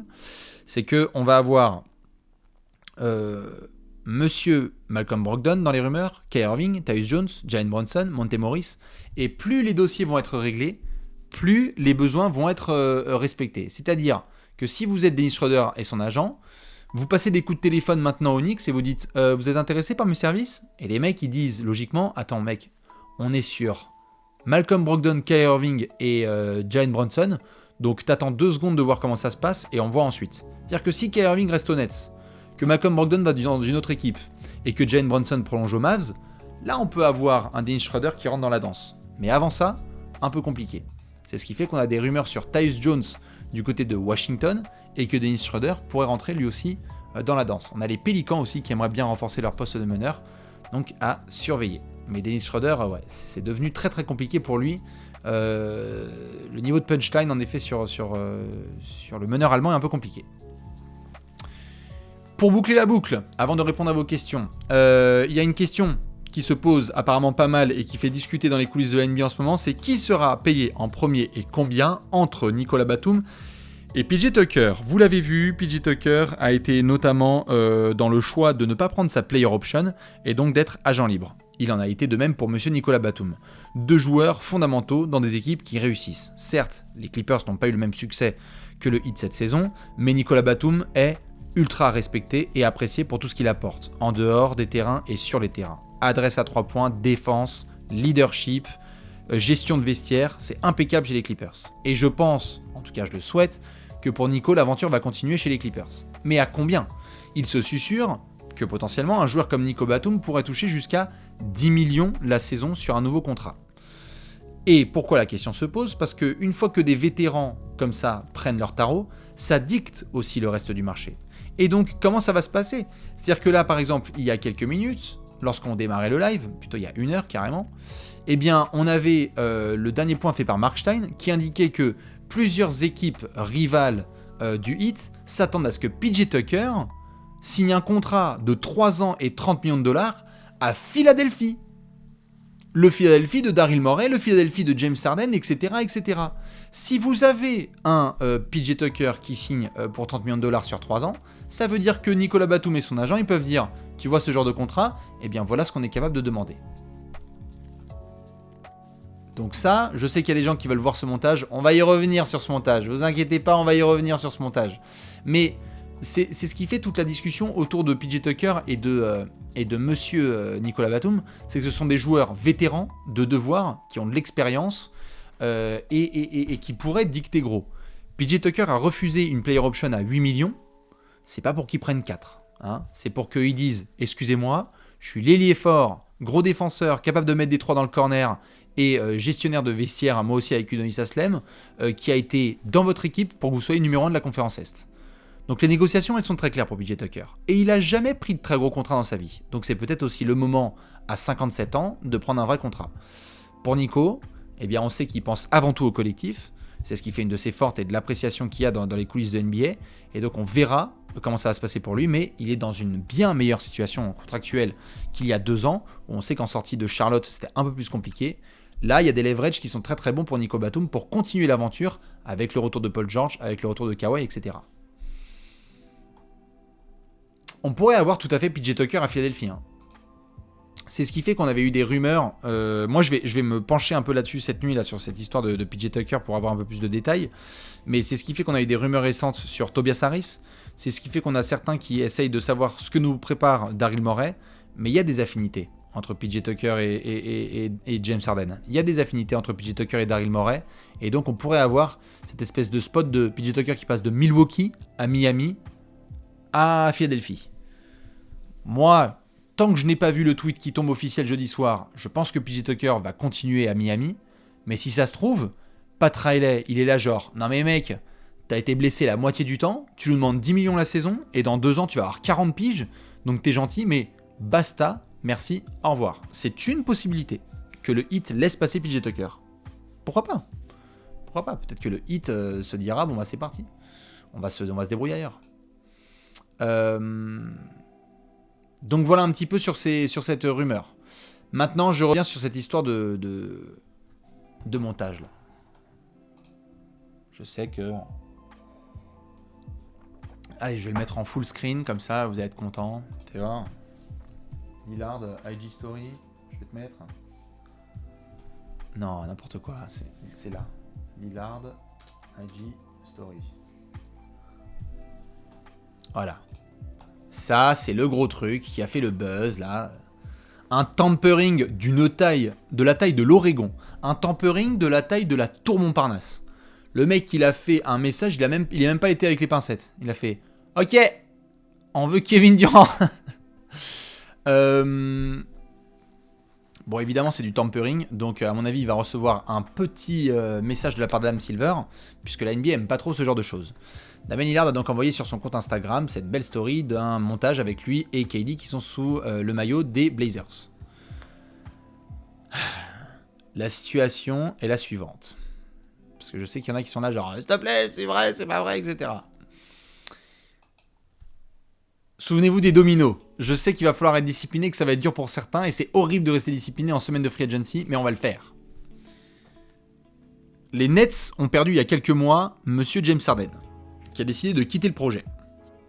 Il y a une instabilité réelle ressentie à Brooklyn, c'est un peu la merdasse. Tu t'es fait sweeper au premier tour. Kyrie Irving est en train de menacer de pouvoir bouger. Je rappelle que Kyrie Irving, dont on va pouvoir rediscuter, ça veut dire quoi tampering ? Tampering, ça veut dire qu'un joueur qui publiquement dit « j'aimerais bien jouer avec un autre joueur », c'est interdit. Voilà, en gros, t'as pas le droit. Tu t'expliques pas publiquement. Tu peux le dire en privé, sur WhatsApp, mais tu le dis pas en public sur Twitter ou Instagram. Kyrie Irving pourrait bouger.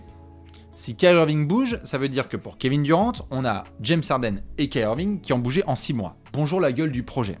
Les Nets viennent de se faire sweeper au premier tour des playoffs par les Celtics. Il y a beaucoup de gens qui se demandent si les Nets ne vont pas imploser. C'est ce qui fait que récemment, on a eu des rumeurs juste avant la draft de Kevin Durant qui observerait la situation à Brooklyn et qui donc pourrait évaluer différentes options concernant son avenir, parce qu'il est sous contrat pendant 4 ans. Je ne vous cache pas que si KD demande un transfert, bon, on n'y est pas du tout encore, mais si c'est le cas, on parle peut-être du plus gros package de l'histoire afin de le récupérer. Et donc à partir du moment où il y a eu des rumeurs sur Kevin Durant, ou du moins sur Kyrie Irving, Ça y est, tout le monde y est allé de son montage. Le soir de la draft, on a reçu des mèmes dans tous les sens. On a eu des montages avec Kevin Durant avec le maillot des Suns. On a eu KD avec le maillot des Knicks, avec d'autres maillots, des Lakers. Il y en a qui se sont permis. On a eu Damian Lillard qui a envoyé ça peu de temps après. On a eu absolument tout et n'importe quoi en termes de My Next Challenge. Il y en a qui ont repris la couverture de sa magnifique lettre dans The Players Tribune. Souvenez-vous, 4 juillet 2016, lorsqu'il annonçait publiquement qu'il allait rejoindre les Warriors après s'être fait battre 4-3 par eux quelques semaines auparavant. Il y en a qui ont dit son prochain challenge, c'est à Châteauroux, à Shanghai. On a dit en gros KD va se barrer. Bon.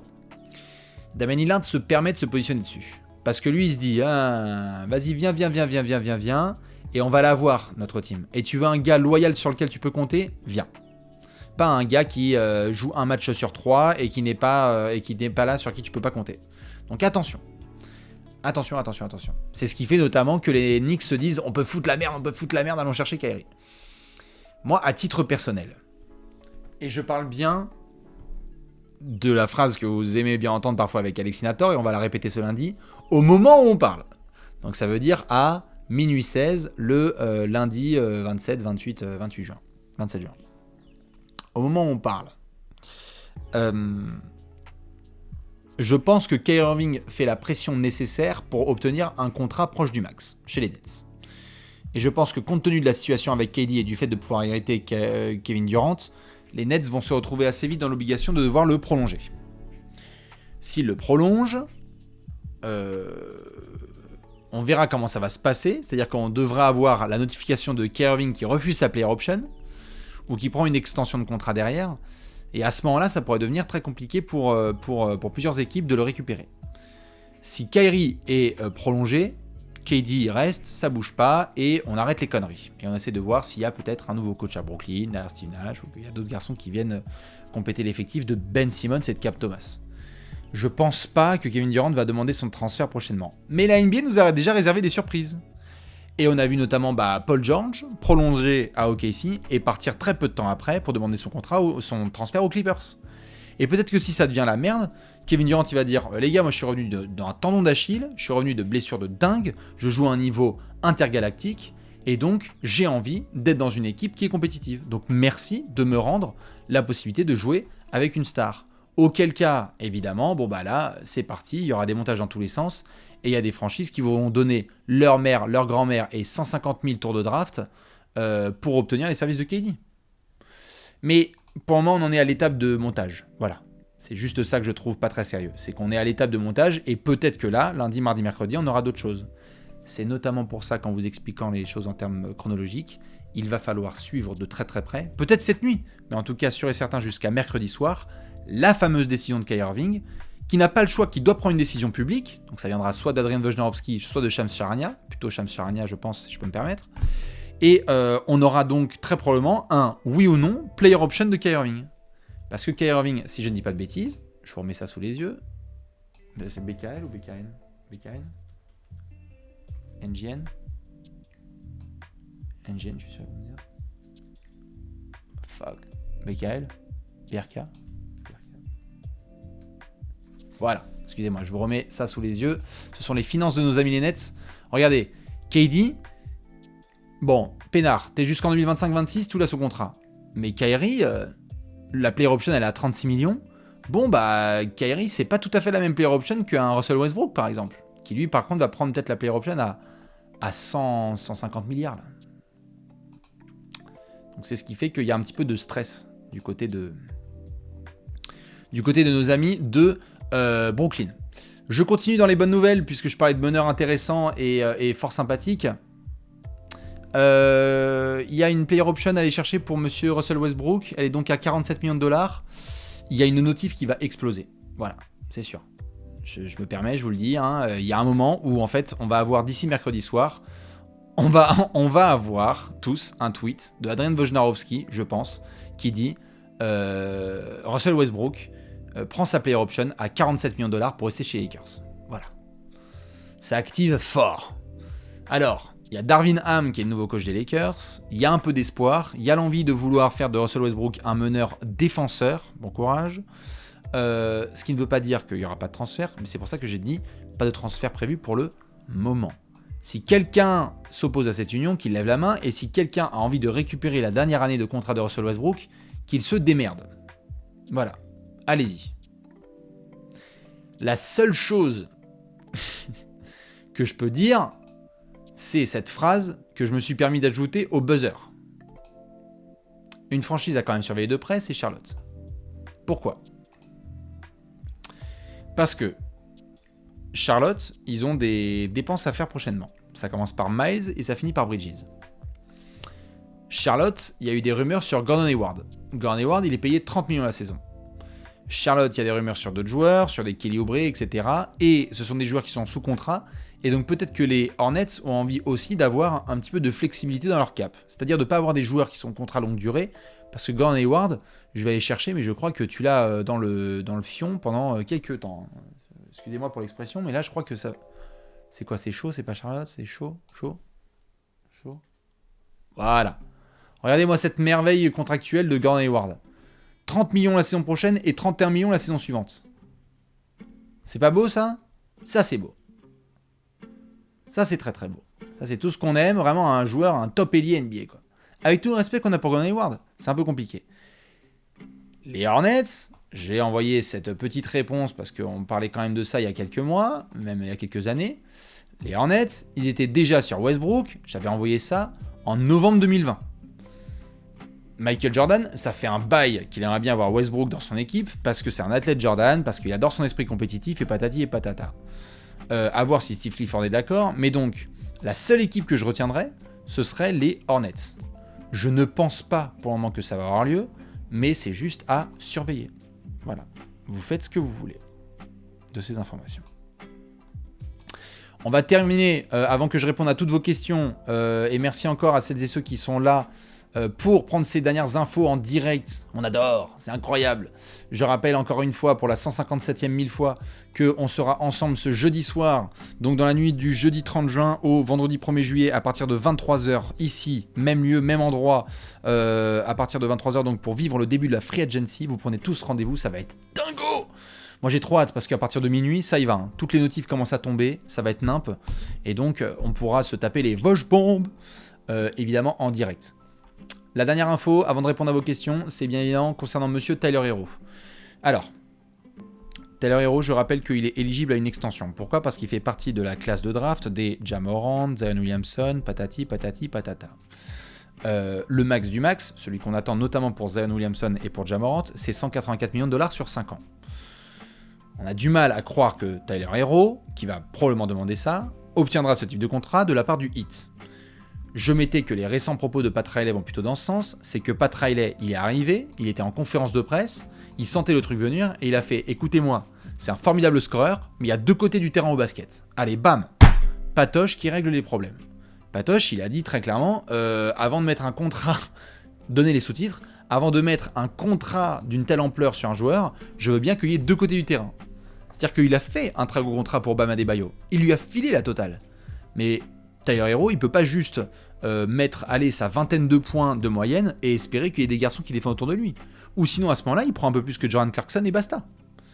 Donc l'idée, c'est de voir comment ça va se passer avec PJ Tucker, avec d'autres garçons, avec du Duncan Robinson qui a été dans des rumeurs, et de voir si un Tyler Herro est prolongé cet été. À titre personnel, je ne vois que deux options. La première, c'est ce qu'on appelle un contrat à la Jaylen Brown. Les Celtics, il y a quelques années, ont vu Jaylen Brown avec beaucoup de potentiel, dans une équipe forte, finaliste de conférence, clin d'œil, et ils ont décidé de lui mettre un contrat fort sympa qui était entre 100 et 115 millions de dollars sur 4 ans, je crois. Je vous laisse me confirmer ce qui avait été filé à Jaylen Brown. Je veux bien les cracks du chat, là, que vous me remettiez ça un petit peu, je vous laisse aller checker sur votre ami Google. Mais c'était Tatum qui avait pris plutôt du max, et on avait Jaylen Brown qui avait pris un contrat un peu moindre. C'était un contrat notamment qui prenait ce qu'on appelle des bonus en question.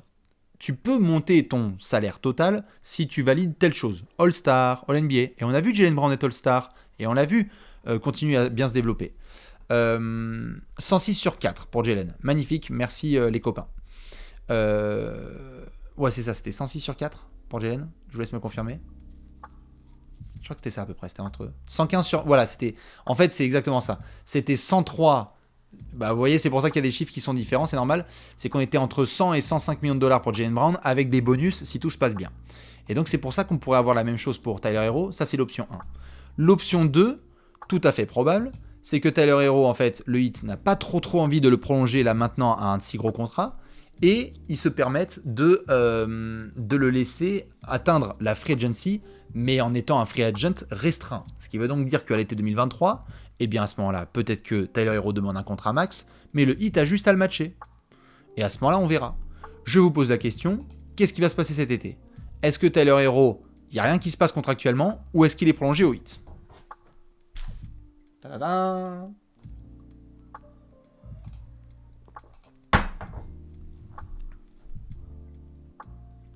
Je regarde un petit peu vos réponses pendant ce temps-là. Rien qui se passe, on me dit.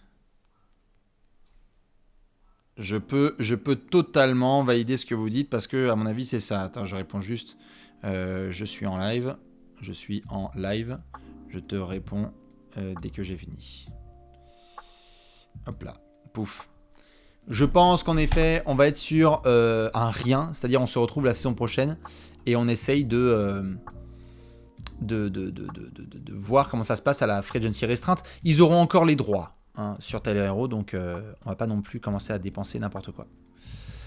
Brown est 100 fois meilleur que Jaylen Brown est 100 fois meilleur que Herro, on me dit déjà, donc 80 sur 4 max. Alors oui, mais je parlais pas de Tyler Herro contre Jaylen Brown aujourd'hui. C'est que Jaylen Brown, il y a 2-3 ans, lorsqu'il y a eu cette signature de contrat, on était sur un type de situation à la Tyler Herro à Miami. C'est-à-dire un joueur avec beaucoup de potentiel à développer du côté de sa franchise qui était déjà compétitive. C'est juste ça que je dis, je ne compare pas les joueurs. Maintenant que j'ai fait le tour, je vais répondre à vos questions. Si vous avez des questions à balancer, allez-y, je vais pouvoir faire ce qu'on appelle les Fire Bullets. Vous pouvez y aller. J'en profite pour vous rappeler bien évidemment que nous allons être ensemble ce jeudi soir pour le grand live de la Free Agency 2022. Ce sera à partir de 23h sur votre chaîne Twitch préférée. Ça va être absolument dingo. Et je vais répondre maintenant à vos questions. Comme ça, on va repartir bien gentiment et démarrer cette semaine avec toutes les infos. Des news sur les Mavs. Sur les Mavs, eh bien, pour le moment, on a fait le travail, c'est-à-dire récupérer Christian Wood. Mais sinon, il faut impérativement prolonger Jalen Brunson. Tu ne peux pas te permettre de laisser partir Jalen Brunson contre Peanuts. Ce serait vraiment désastreux, sachant qu'il est tellement déterminant. Il n'y a pas de créateur derrière. Spencer Dinwiddie, c'est pas assez. Ça serait vraiment un désastre pour les Mavs. Et donc, ils vont tout faire là pour prolonger Jalen Brunson. Ce sera la priorité absolue. Bastien, est-ce qu'il y a des vacances de prévues? Non, parce qu'il y a plein de choses à faire. Donc, il y aura peut-être 1 ou 2 week-ends ici ou là. Mais sinon, on va être là. On va être là pour la Free Agency. Je vais être là pour la Summer League. On va être là pour l'Eurobasket. On va être là pour les 30 prévus en 30 jours. Et il y a plein de projets qui vont tomber sur Trash Talk. Donc, restez connectés. Puis j'étais il n'y a pas longtemps au Costa Rica. Je pense que certains l'ont vu sur Instagram. Donc, tout va très très bien. La pêche. Selon toi, les Knicks vont signer quel meneur? Jalen Brunson. Ici, on veut savoir ce que Atlanta peut faire à la Free Agency. Alors les Hawks, c'est très compliqué parce qu'il n'y a aucune place dans la banque, trop de contrats. Sur les Clint Capella, les John Collins, il y a des Kevin Huerter qui ont été prolongés, il y a Trae Young qui a été prolongé, il y a Bogdanovic, Gallinari, dans quelques jours, normalement, il devrait être soit coupé, soit transféré, puisque ces 20 millions de contrats deviendront garantis le 29 juin, donc c'est à éviter. La réalité, c'est que les Hawks, s'ils peuvent faire du mouvement cet été, c'est via transfert. John Collins, il y a de très bonnes chances pour qu'il ne soit plus à Atlanta cet été. Maintenant, il faut voir quel package récupérer. Et actuellement, il n'y a pas non plus des rumeurs de dingue. Donc il faut suivre comment ça va se passer à la Free Agency. C'est-à-dire que là, la prise de position des Hawks et du management, c'est de suivre comment ça se passe et en fonction des mouvements qu'il y a à la Free Agency, aller taper fort. Parce que si par exemple, je dis n'importe quoi, le Heat se retrouve sans PJ Tucker et reste compétitif, là, on pourrait commencer à avoir notamment de la potentielle rumeur sur des deals à plusieurs avec du John Collins à Miami ou d'autres franchises qui seront intéressées par ses services. On sait qu'il y a d'autres équipes qui seraient intéressées par John Collins. Donc, il va falloir être patient avec Atlanta. Mais tu as Trae Young qui va rester. Tu as DeAndre Hunter qui va être prolongé très certainement cet été. Et ensuite, c'est open bar. Il peut y avoir tout le monde, dont Clint Capella, dont John Collins qui sont transférés. Priorité à la défense et à la défense et à la défense parce que c'était n'importe quoi la saison dernière. Un transfert pour Rudy Gobert. Non, j'en ai parlé récemment. Pour le moment, c'est le calme plat. Utah et donc Danny Ainge écouteraient les offres en ce moment pour Rudy Gobert, mais il n'y a pas énormément de traction. On essaie encore une fois de se renifler. Il y a des équipes qui essaient de savoir quel est le prix qu'il faut donner pour avoir Rudy Gobert, mais il n'y a pas beaucoup de franchises qui aimeraient se positionner et beaucoup lâcher en retour. Alors que Utah est dans une situation compliquée, c'est que s'ils veulent lâcher Rudy Gobert, il faudra avoir beaucoup en retour. Donc c'est un peu une impasse. La priorité à Utah, c'est de trouver un coach qui puisse convenir à Donovan Mitchell et à Rudy Gobert et au reste de l'effectif et avec les ambitions qu'ont le Jazz. Donc pour le moment, c'est silence, mais ça peut aller très très vite. Au moment où on parle, il y a très certainement des offres qui sont faites à Utah pour récupérer les services du pivot français. Voilà, en tout cas, en ce qui concerne Rudy, parce que vous êtes nombreux à balancer des questions là-dessus. Est-ce que Dejounte Murray, ça reste? Dejounte Murray a été au centre des rumeurs récemment. Pourquoi? Parce qu'il n'est pas très cher payé, il est très très fort, et les Spurs sont dans un rebuild. Dejounte Murray, je vais encore devoir l'expliquer, mais ça me va très bien. C'est aussi à ça que servent ces grandes émissions, c'est que je peux prendre du temps pour expliquer certains concepts qui ne sont pas pour tout le monde, c'est formidable. Dejounte Murray, regardez, pif paf pouf, je vais montrer ça comme ça, vous aurez toutes les infos sous les yeux. Dejounte Murray, il va être payé 16 millions la saison suivante, et après 17. C'est formidable comme contrat. Et il a une cote incroyable, il a fait une saison de All-Star. Mais donc, est-ce que Dejounte Murray aura un jour une cote meilleure? Difficile à savoir. Et est-ce que Dejounte Murray est le meneur d'une équipe sur laquelle, autour de qui tu vas reconstruire? C'est une question qu'on se pose chez les Spurs. Qu'on aime ou qu'on n'aime pas. Hein. Moi, j'adorerais conserver Dejounte Murray aux Spurs. Mais à voir. Du coup, San Antonio ne fait que son travail. C'est-à-dire d'écouter les offres qui sont faites sur Dejounte Murray. Et donc, à partir du moment où il y a des offres qui sont faites sur les Spurs et que les Spurs juste ne raccrochent pas la gueule, ça crée tout un tas de tensions. Parce qu'on se dit, oh, ça veut dire qu'ils sont intéressés par des départs? Oui. C'est le travail d'un general management, c'est d'écouter les offres qui sont faites pour jauger et évaluer la cote d'un joueur et essayer de faire des négociations brutales. Donc à voir ce que ça va donner pour Dejounte Murray. Moi je pense qu'il ne va pas bouger. S'il bouge, moi je le veux bien à Atlanta. Et sinon, on se fait un petit deal à plusieurs et il termine à Minnesota. Allez hop. Ça c'est cadeau. Est-ce que je crois à Kevin Durant aux Blazers? Pas pour le moment. Est-ce qu'on en parle de l'équipe de France de 3-3? Oui, on en parle sur le site de Trash Talk. Vous pouvez aller voir, il y a la magnifique plume de Giovanni Mariette et de Nicolas Vrignot et de toute l'équipe de rédaction de Trash Talk qui a parlé justement de ça. Donc allez-y, foncez, félicitations. Évidemment, c'est de la bombe de balle, de la breloque, ça fait toujours plaisir. Donc oui, évidemment qu'on en parle, mais on se prépare aussi à la free agency, donc on peut pas être sur forcément tous les fronts. La probabilité que Kyrie aille aux Lakers, elle est faible, mais elle existe. S'il va aux Lakers, c'est pour un contrat d'1 an, plutôt sur une mid-level exception, donc ce serait plutôt à pas cher, pour essayer de se refaire une cote, et après il faudra voir quoi faire de Westbrook. Très sympa. Est-ce que Ricky Rubio au Cavs, c'est toujours d'actualité? Statu quo sur Ricky Rubio, parce qu'il est blessé, et donc très difficile de négocier du contrat, on va voir ce que ça donne. Toujours pas de news sur les Bucks? Non. Les Bucks, pas trop de news. Ça a récupéré du Marjon Beauchamp à la draft.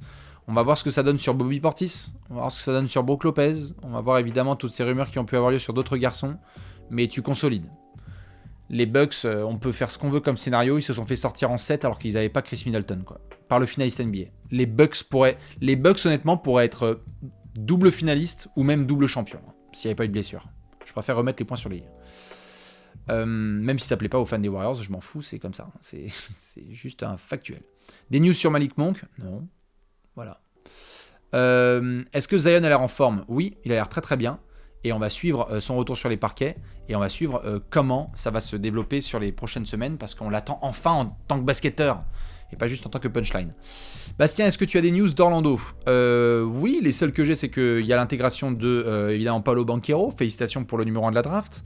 Que Orlando fait partie des équipes avec le plus d'espace financier dans sa besace.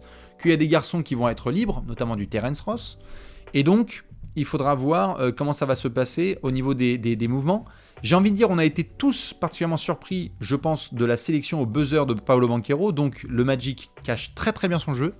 Moi, j'arrive pas à choper quoi que ce soit en termes d'infos de droite et de gauche, même si on a pu par le passé. Et là, honnêtement, c'est trop compliqué. Ils sont très très forts. Il y a des franchises comme ça où c'est compliqué d'obtenir quoi que ce soit. Et donc, actuellement, c'est surprise totale. Mais ils n'ont pas non plus une timeline à Orlando qui est très très fast, rapide. Donc il y a des petits mouvements qui vont avoir lieu cet été parce qu'ils ont beaucoup d'argent à dépenser. Donc on verra sur qui c'est mis. Ça bouge quoi les Celtics? J'en ai parlé, vous pouvez le voir dans le replay. Brad Stevens va devoir se concentrer sur le banc. Toronto, pas trop de choses. Christian Koloko qui a été drafté, besoin de renforcer le secteur intérieur, poste de pivot. Il y a eu des rumeurs sur du Buttle, sur du Turner, sur du Rudy. Je mets de côté les rumeurs sur OG Anunoby parce que je pense que c'est pas grand chose. Mais à Toronto, on va consolider surtout ce groupe. Année 2 de Scottie Barnes, nouvelle année d'une équipe au complet. Ouais, il y a quelque chose à faire. Pas besoin de faire de grands chambardements si tu es les Raptors. Est-ce que ça bouge chez nous, les Pels? Devonte Graham à devoir surveiller de près, sinon il y a trop de talent à développer. La bonne réintégration de Zion Williamson et voir comment ça se passe sur les rumeurs qu'il y avait pu avoir en cours de saison, notamment sur du Jackson Hayes, mais qui je pense va être conservé. Et sinon c'est des petites retouches, surtout je pense plus qu'autre chose chez les Pélicans. Un avis sur le coach des Hornets? Bravo à Steve Clifford qui est de retour au business, comme on dit, un retour sur ses pattes à la maison. Est-ce que Miles Bridges à Détroit, c'est un bon fit? Alors Miles Bridges fait partie, j'en ai parlé tout à l'heure, des potentiels joueurs sur lesquels les Pistons pourraient mettre un très gros contrat. Les Hornets ont envie depuis des mois de prolonger Miles Bridges. Il faudra voir jusqu'où va ce tarot, parce qu'il va très bien avec la Melo Ball et il a fortement progressé la saison dernière. On peut mettre les trucs extra-sportifs de côté, il fait une énorme saison, Miles Bridges. Donc il faudra le prolonger côté Hornets. À voir ce qu'ils voudront mettre comme tarot, mais oui, Détroit pourrait tout à fait se positionner sur lui, d'autant plus qu'il a fait sa formation dans le Michigan, à Michigan State. Donc peut-être qu'il aimerait retourner un peu au berceau et être l'ailier vraiment fort aux côtés de Kate Cunningham, Jalen Ivey, Jalen Duren, etc. Des news côté Kings? Non, pas grand-chose pour le moment. Pas grand-chose. On va intégrer Keegan Murray et voir comment ça se passe dans les jours et semaines à venir. Mais non, les Kings, il n'y a pas grand-chose. J'ai envie de dire, ta free agency, tu l'as faite en février dernier, en récupérant Domantas Sabonis. Allez, je prends encore 2-3 questions et puis après je vais vous laisser. Du côté des Suns, pas grand chose. On attendait de voir le soir de la draft s'il y avait des mouvements sur du DeAndre Ayton en rumeur ou autour de Cam Johnson. Pour l'instant, ça bouge pas trop. Focus sur DeAndre Ayton et voir si ça match ou pas à partir de ce jeudi et donc de la première semaine de juillet. Kuzma, on fait quoi? Kuzma, on est à la Fashion Week, on profite et puis on va voir si Washington le prolonge l'été prochain. Voilà. RAS chez les Clippers, non, rien à signaler chez les Clippers. Il faut s'occuper de bien prolonger Nicolas Batum et de repartir avec un effectif quasi intact, c'est-à-dire vraiment Nico Batum, Kawhi Leonard, Paul George, tous les garçons qu'il y a autour. S'il y a de la star qui se présente, il y aura du Luke Kennard, du Morris et du Reggie Jackson dans les éventuels transferts, Terrence Mann aussi, mais pour le moment le groupe vit bien, ils ont envie de montrer ce dont ils sont capables collectivement. Tyronn Lue y croit fort. Et donc je pense que hormis s'occuper d'avoir un vrai backup meneur derrière Reggie Jackson ou un meneur qui permet à Reggie Jackson de devenir backup, ce sera une des grosses priorités. On a vu des rumeurs sur John Wall, on a eu quelques-unes sur Kyrie, mais c'est un petit peu trop gros. C'est la seule chose que je surveillerai avec le management des Clippers, à titre personnel. Allez, je prends une dernière question. Prochaine addition bientôt, on reviendra sur les additions avec Simon en temps et en heure, ça c'est sûr. Vous savez que le boss, le chef, pourra être là pour servir des masterclass sur le canapé. Mais là on va déjà focus sur la free agency, là, vraiment sur les prochains jours. Moi je vais être day and night pour pouvoir être tous ensemble et bien se la kiffer. Allez, encore une ou deux et après je vais vous laisser. Tac, qu'est-ce que je vois?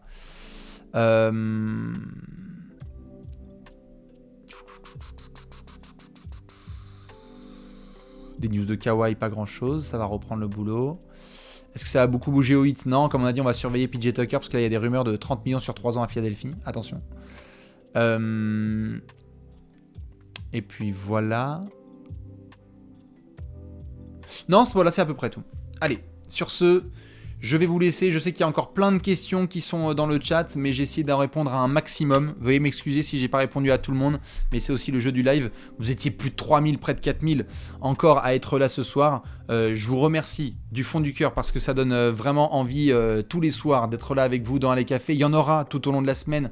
Je vais être à fond moi sur toutes les infos. Vous pouvez en retrouver sur le site de Trash Talk, sur les réseaux sociaux, parce que moi je vais bombarder évidemment de tweets à droite et à gauche parce qu'il va y avoir des infos bientôt d'ici mercredi, player option ou non de Kyrie Irving 36 millions. D'ici mercredi, player option, je n'allais pas dire ou non, de Russell Westbrook 47 millions de dollars. Beaucoup de rumeurs de transferts qui vont arriver, beaucoup de rumeurs de signatures. Et bien évidemment, ce rendez-vous absolument immanquable de jeudi soir. Ce jeudi 30 juin, à partir de 23h, on sera sur Twitch pour vivre cette Free Agency 2022. Plein d'infos à retrouver sur les 4 prochains jours. Très probablement de l'apéro masterclass avec Alexinator ce lundi, puisque c'est le meilleur jour de la semaine. Et sur ce, je vais vous laisser en musique. Je vais vous faire plein de gros bisous. Reposez-vous bien. Et on se retrouve très très vite, évidemment sur Trash Talk, pour d'autres grandes infos. Je vous aime fort, je vous fais des bisous.